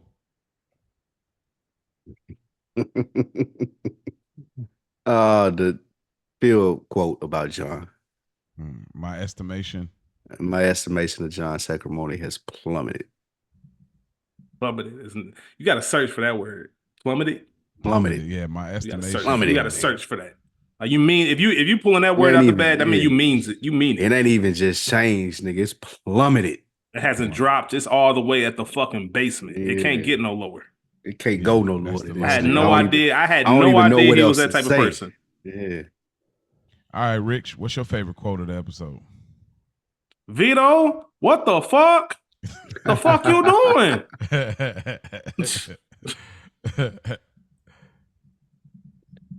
Oh, man. The fuck you doing? I don't know. What do we call this guy? Mobster number 1. Who? Nah, that's Sal somebody. Sal. It's Sal. The fact that he got Big P's name is crazy. The fact that he should have been Big P is crazy. Nigga should have been slumped in the parking lot, nigga. Yeah. And wait till that nigga get to his car, slump that nigga in the driver's seat. Yeah, you right about that. Like, my quote is Dr. Melfi. People see what you allow them to see. Yeah, that's powerful. It was close to, like, you make your own luck. That was really close, but man, come on. All right, and lastly, before we get out of here, Spike, what's your favorite moment of the episode? My favorite moment of the episode is Rich's quote fuck you doing when the guys called Vito up and they were trying to wonder like what in the fuck is going on? Like, what are you doing here? Vito getting caught in the club. Yeah, Vito getting caught in the club. Okay. What about you, Rich? For the sake of not doubling down, I'm gonna switch roles. I'm going to take Spike's quote where John is talking about, or excuse me, where Phil is saying my estimation of John Sacrimoni as a man has plummeted. That whole scene, the whole inner circle, just for the simple fact,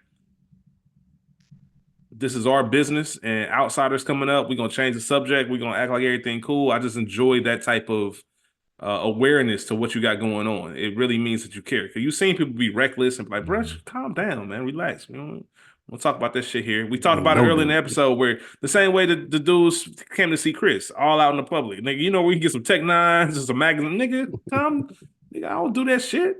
Calm down. Who you talking to, bro? Yeah, but I love the tack that was taken with Phil. Something that small just meant a lot. Mm-hmm. I was really close to saying do you want to take a nap scene with Carmella and Tony, because I really just like that. But I'm gonna go with Johnny Sack enjoying the wedding and talking about how much it was with Tony. Like I really liked that. Like he was in his moment. It was like he notices that this is the last moment of it's gonna be good, and I'm embracing every moment of it. And I liked seeing Johnny in that sense because he's really a family man, and that's a through line since season 1. So that's my favorite moment of the episode. And y'all, if y'all want to share y'all favorite moments of the episode, y'all can hit us up. goodearnerpod@gmail.com or goodearnerpod_Sopranos on Instagram. Truly, we love doing this. I know that it's sentimental for a lot of people. Every pod is a gift. And we'll keep on doing this thing. So thank y'all for tuning in. And remember, don't forget about it.